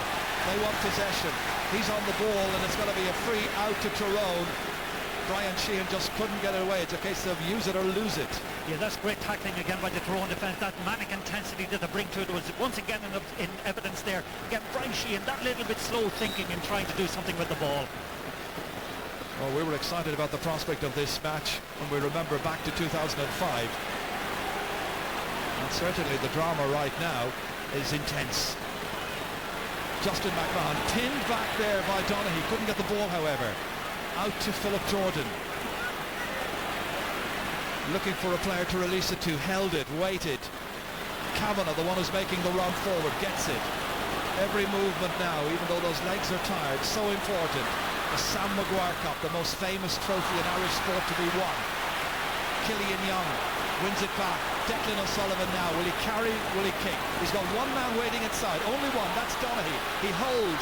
Takes it forward. Supported here by Galvin. Will this be a dramatic return to the championship for Paul Galvin? Holds and then loses. And there are support players back there. And Philip Jordan is tripped by Galvin. Free quickly taken. Comes out here to Brian McGuigan. Holding on to it in the 63rd minute. 7 to go. Teams are still level. 14 to 111. That's 14 points apiece. Still Tyrone motoring with Ryan McVenaman. Davy Hart now kicked a wonderful point in the first half. Sean Cavanagh's got 4 so far. Back to Davy Hart. Will he have a pot? Holds it. Waits for Tommy McGuigan. Kerry trying to close it. Trying to get men into key areas. Kavanagh kicking. Having a go. It's over the bar. Sean Kavanagh kicks his 5th point of the day and puts Tyrone back in front in the All-Ireland final. That's an absolute wonderful score again. McGuigan holds it up for him. Kavanagh has the confidence, shows the leadership, has the accuracy, and a wonderful lead score for Tyrone. The lead has now changed in this match 9 times. We had one-sided finals in 06 and 07. But Kerry are really been put to the pin of their collars here to win 3 in a row.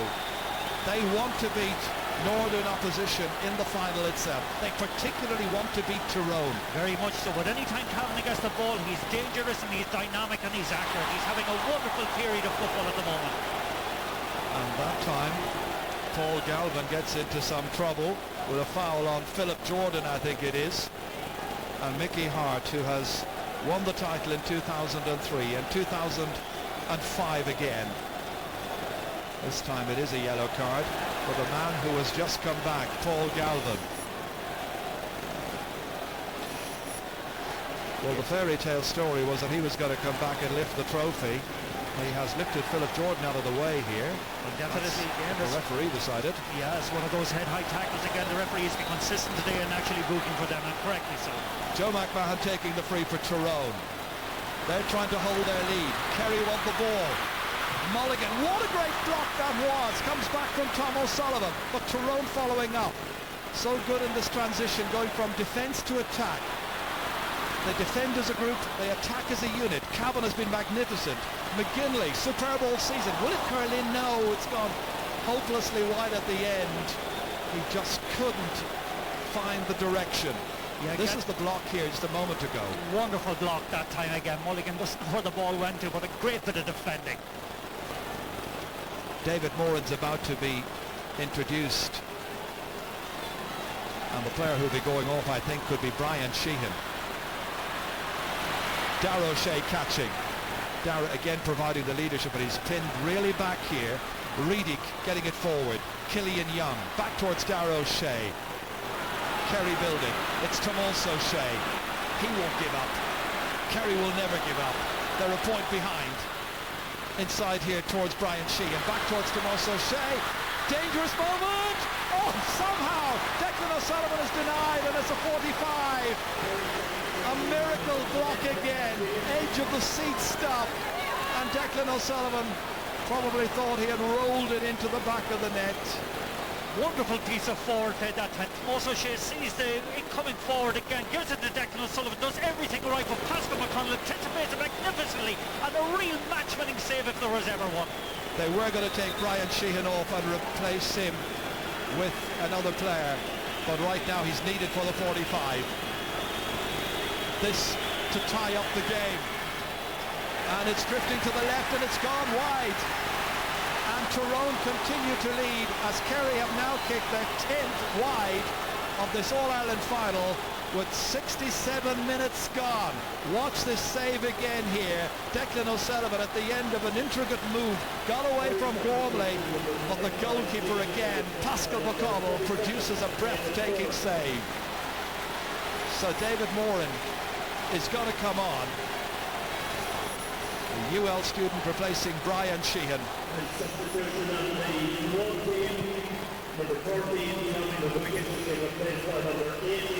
And coming in is Colm Kavanagh, number 18.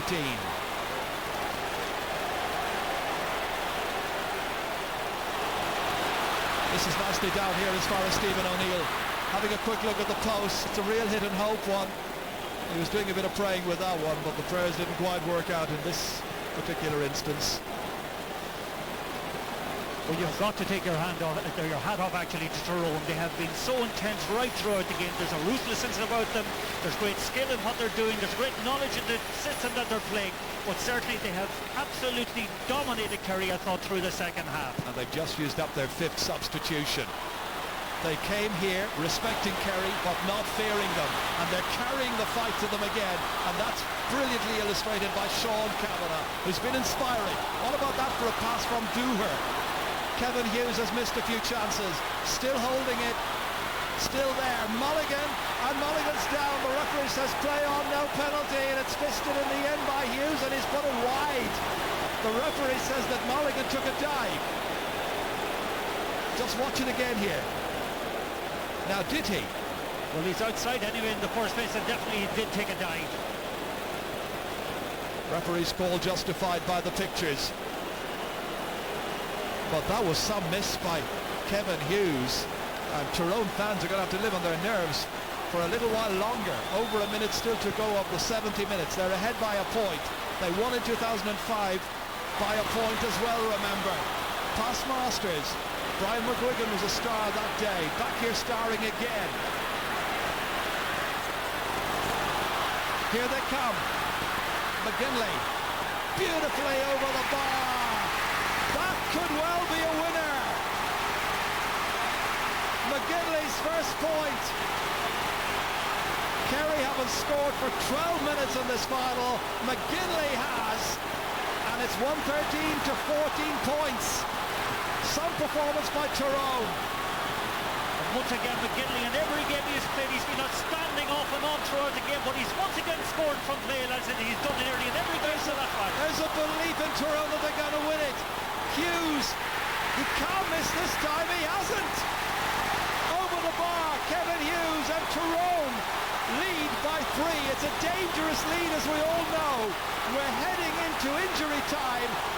And here's another chance, and that's kicked over the bar by Colin Kavanagh. And Kerry looked dead and buried. After toppling the kingdom, the players are still on cloud 9. We've won 2 All-Irelands before and we thought they were good feelings, but I think probably this time's probably the best of the lot. Obviously there's a lot of pressure on us coming to the match and all, and we're just delighted to got through the victory. So the moral of the story is a team that grows a viewer together, stays together and wins in All-Ireland. Well, that's it, but as you see, Philly didn't grow one here because I think he's too much of a ladies' man. But Earlier, some members of the Tyrone panel paid a visit to Our Lady's Hospital for Sick Children in Crumlin. Sam, as always, a welcome guest. Patients and staff alike taking the opportunity to pose for pictures and get autographs from the new champions. Back at the winning hotel, supporters were savouring this magical Monday. I'm working in Tralee and I've been getting loads of slagging, and I told them all I knew we were going to do it, and we did. 3 in a row was never going to happen. Ulster says no. They were great and they well deserved to win, and they were fantastic, and the last few minutes of the game were just so exciting. It was brilliant. It was a great achievement, so it was. You can't talk, my voice is gone. But it was a brilliant result, so it was. Kerry are a very good team. We put it up to them, they put it up to us, and the best team won at the end of the day. So a third All-Ireland title in 6 years for the Red Hand County. Tyrone will welcome back not only the best team of the year, but now the best team of the decade. Eamon Horan, RTE News at the City West Hotel.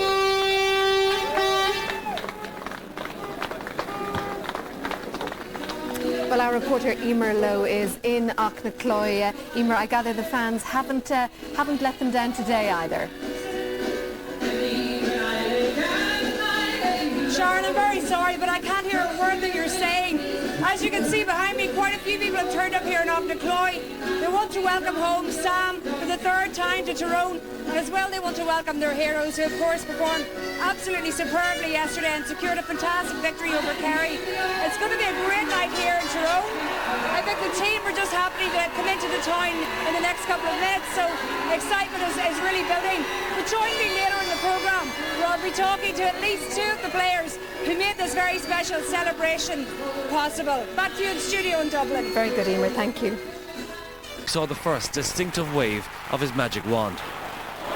But this summer's journey back from the abyss of failure is perhaps his greatest achievement yet. He analyses the game. He's very, obviously he's big insight into the game. He reads every play and every player, and he knows shot, and he knows the opposition inside out, and he's a driven man, as I say, and what else can you say about him? He knows his stuff. A team based on the collective, a family of footballers, but at their core a spiritual man with the ruthless gait of a winner. Jonathan Mullen, RTE News.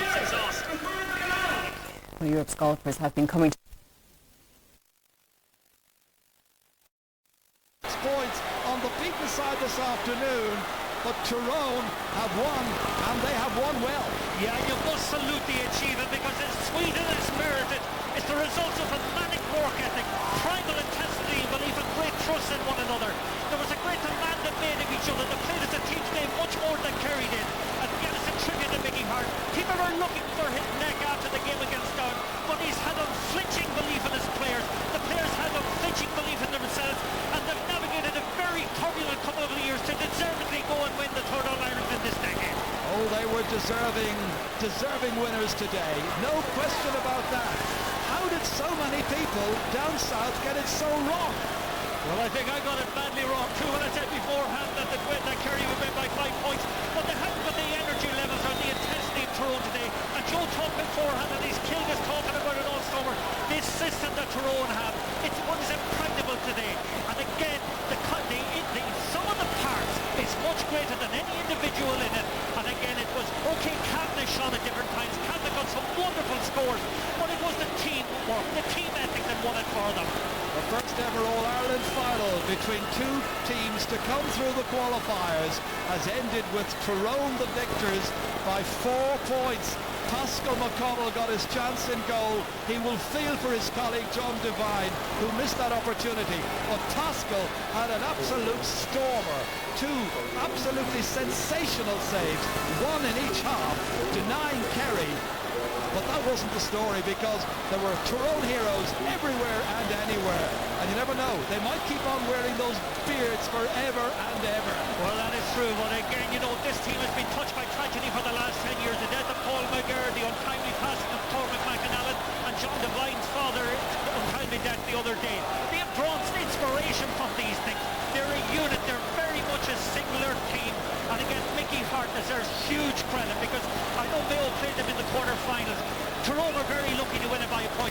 message. I said this team is a team of the past. It's on the way down. But by God, have they improved since the 3rd of August. Well, they are going to certainly enjoy this occasion. Well, they might, because they followed Mickey Hart's team everywhere and anywhere. This is a man who was under pressure. I was in the marshes that night when they lost to Down, to Benny Coulter's goal in the first or second period of extra time. That was one of the great matches of the season, and he was broken-hearted at the end of it, but still came out and had a chat with us to do his post-match interviews. He came under pressure then, but the team responded, he responded, the fans responded, and they all got their reward today for patience and perseverance. Yeah, but the Peter Canavans and the Brian Dewhurst made declarations of support for Mickey Hart. And again, Mickey Hart, well, you know, he has absolutely risen to the challenge that he was confronted with. But again, the displays that he got out of Ryan McManaman, Justin McMahon, Davy Hart, Conor Gormley, Philip Jordan, the whole lot of them, and the unity of that forward line. When you consider that Hatton O'Brien was going to start today, when they had to make 3 changes before the throw-in, and yet it didn't faze them. They were the more mobile, they were the more inventive, they had the greater variation, but they actually kind of wore Kerry down, which is most unusual, and Kerry had no energy as the game kind of went into his final quarter. Well, it was some performance. The full-time score in the All-Ireland football final. Tyrone 1 goal and 15 points. Kerry 14 points. Ger Canning and Martin Carney in our commentary box. So then Tyrone, of course, are the All-Ireland champions. Many, many congratulations to them, and huge celebrations, as you can imagine, down there on the pitch. There was much talk about the team of the century before this All-Ireland final, team of the decade, I should say. Well, would it be Kerry, would it be Tyrone's? Tyrone's All-Ireland, they've certainly put their mark on it, mindful of the fact we still have one All-Ireland final to play in this decade. Joe Brawley, Dara Maloney, Dara O'Kennedy, and Colin O'Rourke with me here in studio. Joe Brawley, you called this right at half-time. It's amazing how I'm before. There's many people who start listening to me more often. No, I mean, the first rule of war is to force the opponent to operate on your terms, and that's what Tyrone have done since they began this project. I mean, the massive intensity. I said at half-time, well, I said before the game that I thought they would win the game, but at half-time, you know, they were in a perfect position because they just grind you down physically and mentally. Eventually you just capitulate to them, and you know, they're utterly ruthless in the finale. I mean, they scored 5 points in a row, they won 6 kickouts in a row, they dictated the game, and also their versatility. I mean, Joe McMahon, how many teams could start their wing half forward at full back and then he came up the field into the ball and having held his man scored a point. I mean, a brilliant triumph, you know, from its conception to the individuals playing to the sort of enmeshed systems of play that they have, and brilliant. You won't hear any excuses from Kerry this time. They hit the front. You won't hear any excuses from Kerry this time. They hit the front at exactly the right time. The conditions were there for them to go ahead and win that game, to drive on. 22 minutes into the second half, it looks like they might have done it. They dillied and dallied around a few balls, but full credit to Tyrone. They won 5 or 6 kickouts in a row then from Jared Murphy's kickouts, and they drove on for home. They're a fantastic team, and full credit to them. I thought Colin O'Rourke were headed for a draw, and then in 5 minutes, less than 5 minutes at the end, Tyrone just suddenly went wild.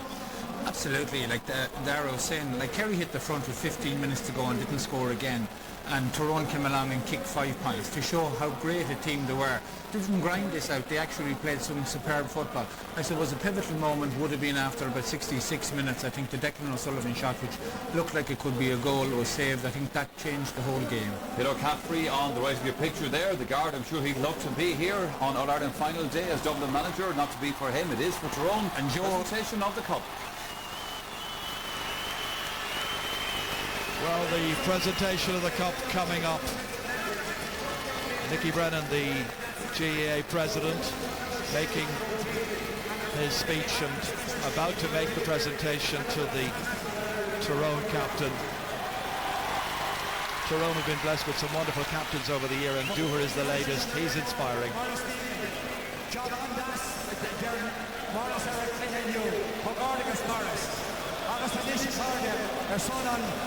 Claire Canny Sterlock go may fail. It's on the road of Fliblet down on Corner Brother. Our captain on top on Tyrone, Brian Dewar. Nicky Brennan is about to make the presentation. The big cap, the Sam Maguire, going to Tyrone for the 3rd time. Brian Dewar, the captain, lifts it, and listen to the acclaim. Magnificent moment. One they will all remember and always treasure. Tyrone have won it for the 3rd time. 2003, 2005, 2008. They'll soon start talking about 2 in a row. Look down the hill. Look down coming up that hill. A hard to kill. Tyrone and Croke. So back to there from Tyrone.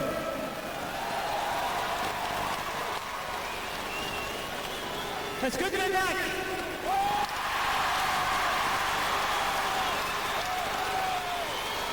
A lot of people don't think we'll be back here today. A lot of people are going back. But I think this team is proving everybody wrong. They're definitely something special.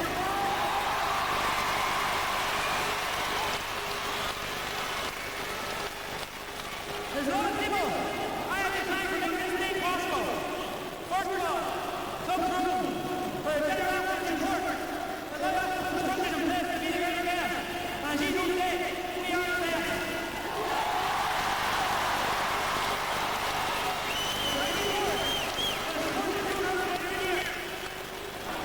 Joe Joy and the one and only Mickey Moynihan.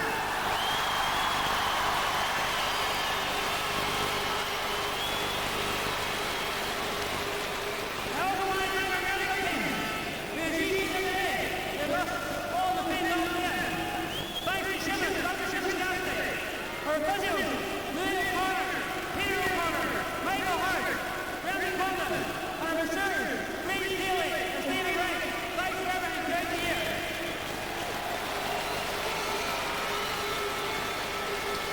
Now the management team. Three very important people that don't love the throne. First, for Trainer Fergal. Fergal, you've seen this team to be the best, and I have been here for the second time.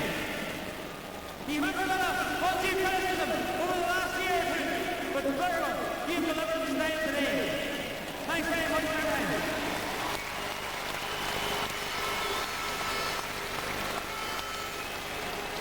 Tony Norman, much overlooked in our panel.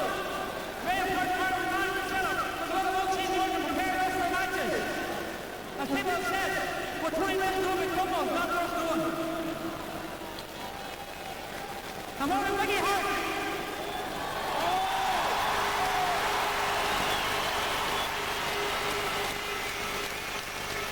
What more do you say about this man? Words can't express. Play today, played his part during the season. As the most tactically aware manager that we've had in Gaelic football. I mean, it's a wonderful moment, I'm sure, for you. It's definitely a wonderful moment, Marty, but I wouldn't take too much to labels or tags. I have a wonderful team around me, and that's the bottom line. Great people on the field, off the field, everywhere you turn is quality. And it's the collective quality that gives us what we have, and I certainly couldn't take the credit for that. I'd share in it, and that's the way we work here in this group. When you think of all the obstacles, the sad loss of Cormac McAnally, the injuries to the man that's here beside you, when normally he shouldn't even be back playing football. I mean, the camaraderie and the team spirit must be unquenchable. It definitely is, and I'd say we couldn't say enough about Brian McGuigan, what he has come through. People don't know the courage of this man and the quality of him, that he's back playing an Ireland final. You know, it's just unreal to think that what he has come through, and that's just typical of the kind of guys we have here. They've faced adversity over the last 10 or 11 years, and they've always bounced back very strongly from that. They're solid people, solid citizens, and I hope we see a lot more of them. In terms of the performance, were you surprised? Were you expecting you to deliver the quality of a team performance from 1 to 25? Well, we did anticipate it was going to be a hell of a battle. I mean, Kerry are a great side, and we have to, take our hats off to them. Their 5th final in a row. They definitely, if you're going to win this final, you deserved it, and I think we deserved that today. It was end-to-end stuff. Nobody wanted to let go of that game. At different times, Kerry could have taken it, a few little misplaced passes, which could have put us in the back foot. We started very brightly at the start of the second half, the dream start that we wanted, and then when at the crucial time, we got those 3 or 4 points tagged on.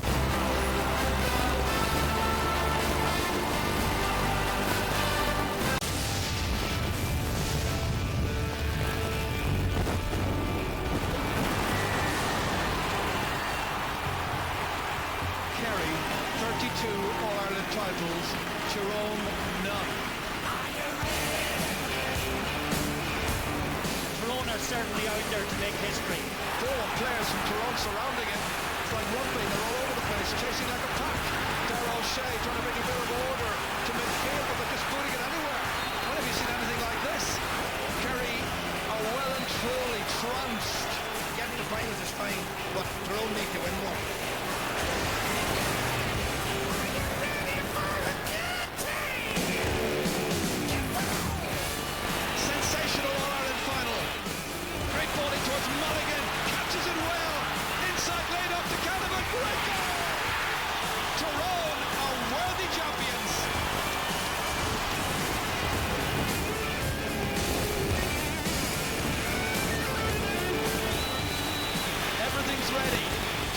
will respect Kerry, but certainly not fear them. And away we go. Dangerous moment. What a combination! It's in the back of the net. And Tyrone are the All-Ireland football champions for 2008. And so then, we have our All-Ireland football champions of 2008. And it's been a great day for the people of Tyrone. Tonight here on the Sunday game, we are live at the Winners' Victory Banquet to celebrate with them and their followers on this night of fun and reflection. Yes, over the course of the evening here on the programme, we'll be reliving the events of the big day at Croke Park, and here at the City West Hotel we'll be chatting to some of those involved in this afternoon's All-Ireland victory. And of course we'll also be naming our man of the match from today's final. All that and more, and the more will be supplied back in our Sunday game studio by, I'm afraid, a disappointed Pat Spillane and his guest. Not disappointed at all, Michael. We're always happy when we're beaten by a better team. Congratulations to Tyrone. Yes, a busy night of celebration, chat and analysis to look forward to here in studio. Tony Davis, Anthony Tohal and Kevin McStay have joined me. They'll be reviewing the season, choosing their team of the year and of course discussing today's All-Ireland football final. Joanne will be joined by journalists Vincent Hogan and Sean Morden to discuss some of the stories from the summer. But before all that, we'll look back at today's football final. A huge day for both counties, and the anticipation was evident in the capital from early this morning.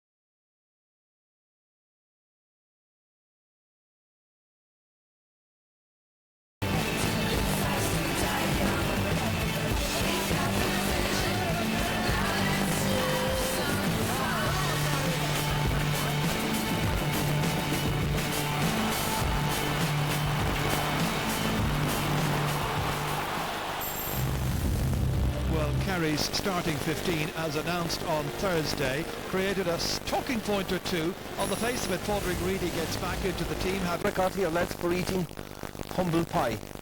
All of you got it wrong, most of the experts got it wrong. Pray tell me, how did this happen? Well, we were in exalted company because everybody got it wrong. There was very few with confidence predicted that Tyrone were going to win this game. But I suppose that says something about the collective spirit of the team that Tyrone are. You know, first of all, we have to congratulate them on the marvellous achievement today, 2003, 2005 and 2008. And I suppose they were up against the team today with the greatest history and tradition in the game. But these lads that are sitting down there in the hotel have created their own tradition and their own history. And I suppose the collective spirit they have, it supersedes everything. You know, you can even see it there today inside with Brian Dewar and Mickey Hart talking about some of the tragedies they have. They've best to express that disappointment when speaking to Matthew Morrissey after the game.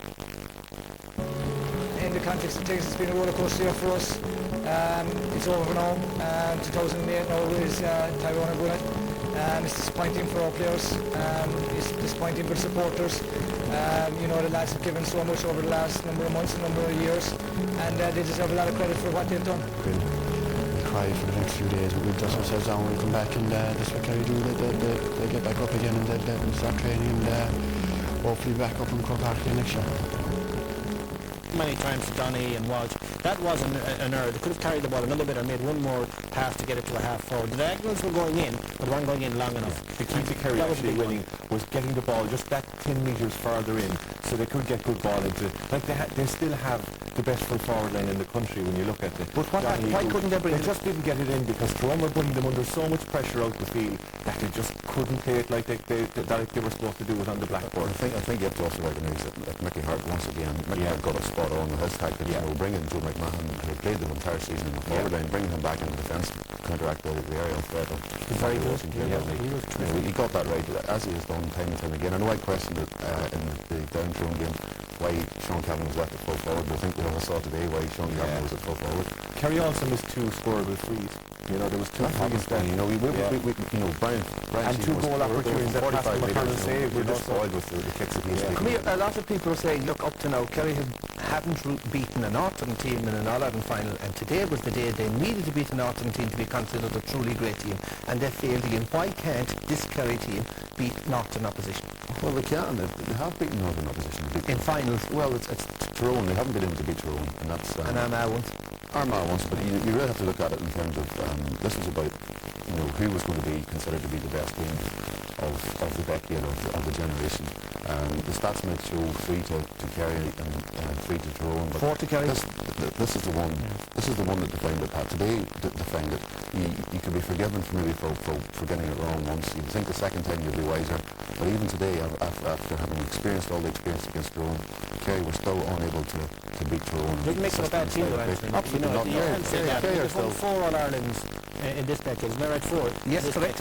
Going 5 finals in the last 5. And they have played some of the best football that we've ever seen, yeah. But it's very hard to even define what Tyrone do well. If you were to analyse Tyrone in depth, it's very hard. It's a team. To break it down. Whole team. Paul Galvin. Paul Galvin will know early next week if he'll be given the all-clear to line out again in Championship 2008. Surely what happened was wrong, and I was out of order to do what I did, and I regret what I did. Paul Galvin's ban has been reduced to 3 months. He's now available to play in the All-Ireland football final. It's in the back of the net! Paul Galvin gets into some trouble, and Tyrone are the All-Ireland football champions! Dubs, of course, involved in that at some stage during the summer. The end of Paul Caffney's term. Is it the end of an era for this particular bunch of players, and if so, what's the verdict on what they've achieved? It's very hard to say, Joanne. I think one thing that's crystal clear, and it may be unpalatable to Dublin at the moment, is that Leinster is the weakest province. I mean, we winning your province. It's not enough anymore to win. One strike and they're out. To win a medal. Okay, it's nice to have 6-7 Munster medals, but in the end of the day, it's about winning All-Ireland. And where are they now? Who was in the All-Ireland final? Tyrone and Kerry. Definitely what it does, the best teams in the country get to the final because you might beat them once, but you won't beat them twice. But winning a provincial title now is a hindrance. In fact, the only teams that remain unbeaten are the only teams that don't get a second chance. Yeah, I think the qualifiers have been a massive success for the over the last 8 years now. I think it is now time for a review. I think you look at Armagh, for instance, 7 Ulster titles and 1 All-Ireland. They haven't got the rewards that they deserve for the titles of 1 in Ulster. But I think the whole system needs it. There should be some incentive, like even a home draw for the next game or something. Some small incentive for them to win it. Because when you lose, you get practice games. You get a momentum going, like Tyrone. They played loud, they drove on from there. That was the start of them. Mickey made an excellent proposal earlier on, maybe about 6 weeks ago, about it. Maybe that's something they can tweak and look at, just to give the provincial winners an extra go. Okay, still plenty more to reflect on from this year's football championship. But right now we have a short break to take. Afterwards we'll be discussing the panel's team of the year, and we'll be looking back at this afternoon's All-Ireland minor football final. Paul McManus, Chief Executive of the ESB, presenting the Man of the Match award to Aidan O'Shea. Congratulations, Aidan. Great personal performance. Well done. Cheers. Thanks very much. Cheers. Aidan, I'm sure you're delighted. Congratulations on your Man of the Match award, but I'm sure glad to be still in the competition. Oh yeah, I suppose, we had chances to win it in the end. We went 1 point up and they came back in injury time, so, we're probably a little bit disappointed, but, we're looking forward to next day already, that game's over, we can move on. Hopefully we can take the result next day. It looked like you had the All-Ireland title, but Tyrone fought back, didn't they? They did, yeah. They're a good team, and they fought back very well. We get the ball away a bit too cheaply, I suppose, twice there towards the end, and, we passed us, and they got a nice scoring man, and popped up in the corner of his own. He put it over, so in fairness, and they came back very strong. But you must now believe fully that you can win this All-Ireland. Yeah, we believe we can win it, all the talk has been about Tyrone, and, I'd say our name hasn't been even mentioned in papers, so, we've all believed in our camp, and we'll bring it on the next day, and we'll hopefully bring it home. Congratulations to you, Darren, on a fine performance this afternoon. Right, lads, the senior championship is at least done and dusted. What kind of a championship was the 2008 football championship? Reasonable, I suppose, is what you could call it. The early rounds where some of the football was forgettable, actually. My highlight for the year was Wexford and the Wexford story. I thought it was fantastic what happened. 10 points down against Meath at half-time, came back and win the game. They went on, got beaten by Dublin, came back afterwards then, and I suppose the best of it for all Wexford people was, and this epitomised it, Matty Ford beating Francie and sliding the ball into the back of the net. and I suppose Jason Ryan there, what a terrific year they had, all their supporters had, and I suppose they outshone themselves this year. They got so far. They'll have to learn how to deal with the big occasion like the Leinster finals, like being in Croke Park, but I suppose the realistic target for them next year is the Leinster Championship, and to take on the Dubs and to be confident and know that they're good enough to win the Leinster Championship. And a bunch of players and a group getting to the very top of their sport and achieving, true greatness. We bandy the word great around far too easily at times, and I think, no one, no matter where they're from in this country, can deny that Tyrone and everyone associated with that Tyrone team have earned the right to be called a truly great side. Their achievement this year was a triumph for team over individual brilliance, and it's a credit, it's encouragement to every team, no matter what level they play in Gaelic games across the country, that you don't necessarily have to be as good on paper as your opponent, but if you have the energy and the work rate coupled with a togetherness and a willingness to work for each other, you can achieve anything. 6 goals in 5 matches. Paul, here he's a leader for Tyrone. He sets the tone for them. He's their man marker. He's a tight, tough, tenacious defender. We saw, Conor Gormley's probably the best defender Tyrone have. Again, sets the tone, a leader. You could have picked several other players there. We spoke about an awful lot of players. We spoke about Anthony Lynch. We spoke a good guy. He got some very super player. Again, he's a Rolls-Royce footballer, so comfortable on the ball, left or right leg, a very good defender, and going forward he gets good scores as well. He'd be centre back in any team. And left half back, number 7? Number 7, we couldn't leave Philip Jordan out of the team on the others this year. A phenomenal year by Enda. Work rate unbelievable. A question. Anyhow, Why? And this is where the carefully defined criteria goes out the window, because Kevin says we asked who's the 2 best midfielders in the country, but on this occasion an accommodation had to be made because of certain circumstances. Before today, Seamus Scanlon probably would have been the other midfielder. After today, big argument as to whether Dara should have got in. He was great today for Kerry. Ultimately, the decision the nod went to Pearse O'Neill, who played some of his football in the forward line, but played a lot of football for Cork at midfield. Pearse O'Neill deserved to be on the team of the year. One of the great leaders for Cork. Half forward line, number 10. It's an easy one, I think. That's an easy one. Brian Dooher for Tyrone. Put it that way. We've been in this year's All-Ireland. He's got a big game. Today wasn't the performance he wanted. We've had a big shout. But Kieran Ling was superb. He's probably going to get goal of the year. It's a superb goal. There's His the team. free taking was fantastic. It's a superb goal. There's His the team. free taking was fantastic pass this season. No, I don't think You're happy with that? Great anticipation here as to who has been named as our man of the match from this. Sean Kavanagh.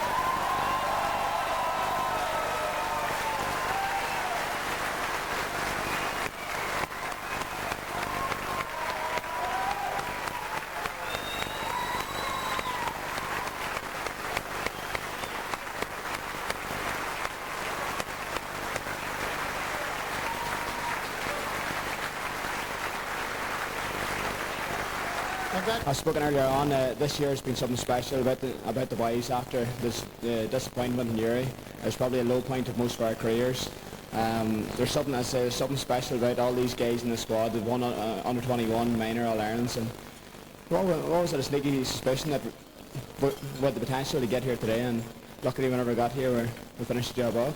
What is it, that bond, that special feeling that's in this Tyrone camp? Because you've faced many adversaries and you still keep bouncing back. I haven't got a clue, but I'm glad to be part of it, I'll tell you that. And there's something about these guys that whenever there's a challenge put up to us, that we always seem to overcome. And I suppose maybe 06 and 07 was disappointing with the injuries to the 2 Brands and Stevie and guys they got there. But this year it's all come together, and I'll say now we'll finish the job off here today. Scoring 5 points, as Michael said, in an All-Ireland final on a calibre player like Tom Sullivan is something special, I'm sure, for you personally. Yeah, well, I suppose at the end of the day I'm delighted to be on the end of the scoring moves, but I think it's the guys at the back, the Joe McMahons that stopped the Twin Towers at Kerry and stuff like that are ready to be congratulated here tonight. And I suppose there's probably 4 or 5 odd guys here, like big Justy or Anda, or guys that could be sitting here where I am here tonight, but at the end of the day, it's the Sam Maguire sitting on that stage, and that's the most important thing that's happened this today. Just finally, in the interest of research, I spoke to a lot of Tyrone women here, and they tell me that the fellas with the beard are quite attractive, actually. Were you ever tempted to grow? If I knew the girlfriend wouldn't let me now, but I'm not too sure about the attractiveness of it. Racey looking like Chuck Norris, and Joe looking like a caveman, so a wee bit scary, but you haven't seen the meeting yet, so I'll say a hand about that now. Well done, congratulations. Ladies and gentlemen, our man of the match for the All-Ireland Football Final 2008, Sean Kavanagh. So from City West here in this location, let's go back to Michael in the studio there. Counties during the year for their cooperation. So on that note, and for the final goodbyes for this season, I'm going to hand you back indeed to Pat Spillane. Yes, Michael, it is our final goodbye, and there's little left to say except congratulations to Tyrone and Kilkenny, All-Ireland champions of 2008. Thanks to all our guests, and especially to you for watching. Slán, agus ihuwa.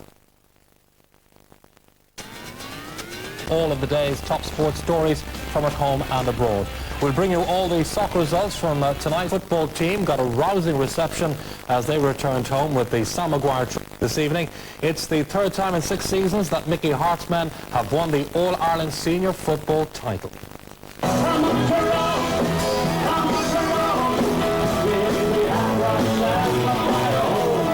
They may have won 3 All-Ireland titles in the last 6 seasons, but Tyrone fans will never tire of scenes like these as the village of Achnacoy welcomed an old friend called Sam. While wins in 2003 and 2005 were special, Brian McGuigan was in no doubt as to where this win ranks. Well, you know, 03 was very good, and it was the first time ever, and 05 was good, and that, you know, a lot of people doubt us.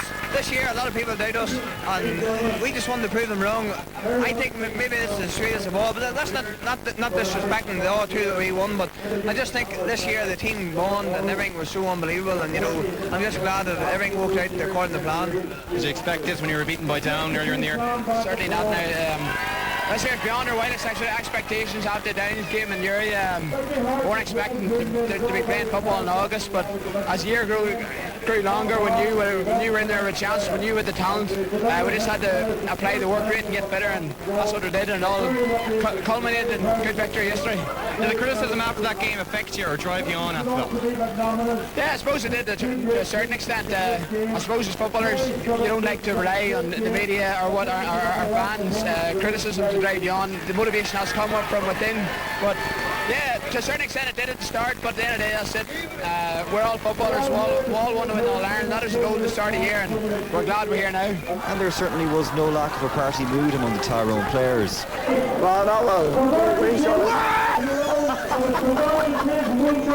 So good times in Tyrone was the side now labelled Team of the Decade, except the plaudits. Paul Walsh, TV3 Sport.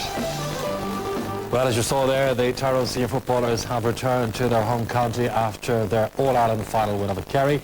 And the victorious camp started what promised to be a long day of celebrations with the now traditional visit to Our Lady's Children's Hospital in Crumlin. The morning after the season before, the season that saw Tyrone come back from the wilderness. The tradition of All-Ireland winners visiting Our Lady's Children's Hospital in Crumlin started in 2005, the last time Tyrone were top of the All-Ireland pile. Just like then, Kerry were the victims for Mickey Hart's incredible side, who defied all the experts to return to the pinnacle of Gaelic football. It's only really starting to sink in. Whenever you see the happiness in people's faces, whenever you're bringing Sam to the Children's Hospital here, something really special, and we're glad to be able to make people's lives a little bit happier this morning. It's a great warm feeling. It's a feeling of having completed a difficult task, and there's no feeling like this on the Monday after the third Sunday in September. It's one that, you know, you dream about having from time to time. You never fully expect to have it. We're delighted to have it this time. For the neutrals, the 2008 final will surely be remembered as a classic, the irresistible force versus the immovable object, delivering the type of high-octane drama that Gaelic football showcase has so often lacked in recent years. We knew there were two sides going head-to-head, and both quality sides, and whoever was going to be, you know, playing the best football at the most important time, which is the last 8 or 10 minutes, would probably edge it. And the goal, I suppose, very, very significant as well. Because we got the goal, it gave us a little bit of a cushion even when they had a bit of an upper hand. They were still only tagging us rather than going ahead of us too far. So it was exciting and tense, but nice relief at the end. you know, whenever even at half-time yesterday we were a point down, but we're probably happy enough to be a point down in that we hadn't really played in the first half, and we knew there's an awful lot more potential in us. And but with 10 minutes to go and it was going a point either road, it was a wee bit hairy. But we always knew that we had that wealth of experience, and like Owen Mulligan and Brian McGuigan, Stevie O'Neill to come off the bench and drag us over the winning line. The win was vindication for Hart. Some even in his own county felt his time and job was up when Tyrone lost to Down in Ulster back in June. Hart, of course, reckoned differently, making this victory one to savour. Well, they're all different and they're all special, and you know, and both in their own way they're unique and special, because life moves on and every experience is good. Some's better than others, and I think maybe they keep getting better. It would make you want more anyway. I've been lucky enough to experience it in 03 and 05, and looking forward to up tonight and meeting all the fans and people at Tyrone again, so I'm sure there's going to be a few celebrations, and we'll certainly look forward to it. Is it too early to talk about 2 in a row? No, well, it's too early to talk about, but it's preparations for next year. We didn't handle our successive years after the previous All-Irelands. Maybe we need to do something about that and try and make this next one a bit better. As the Tyrone camp prepared to leave Dublin after another successful raid, heading back to a county primed for celebration, they were probably aware they wouldn't be getting much of this for a while. Tommy Martin, TV3 Sport. Incident at half-time in Sunday's All-Ireland final after Kerry Vice-Chairman Patrick O'Sullivan was pushed over by a member of the Tyrone backroom staff.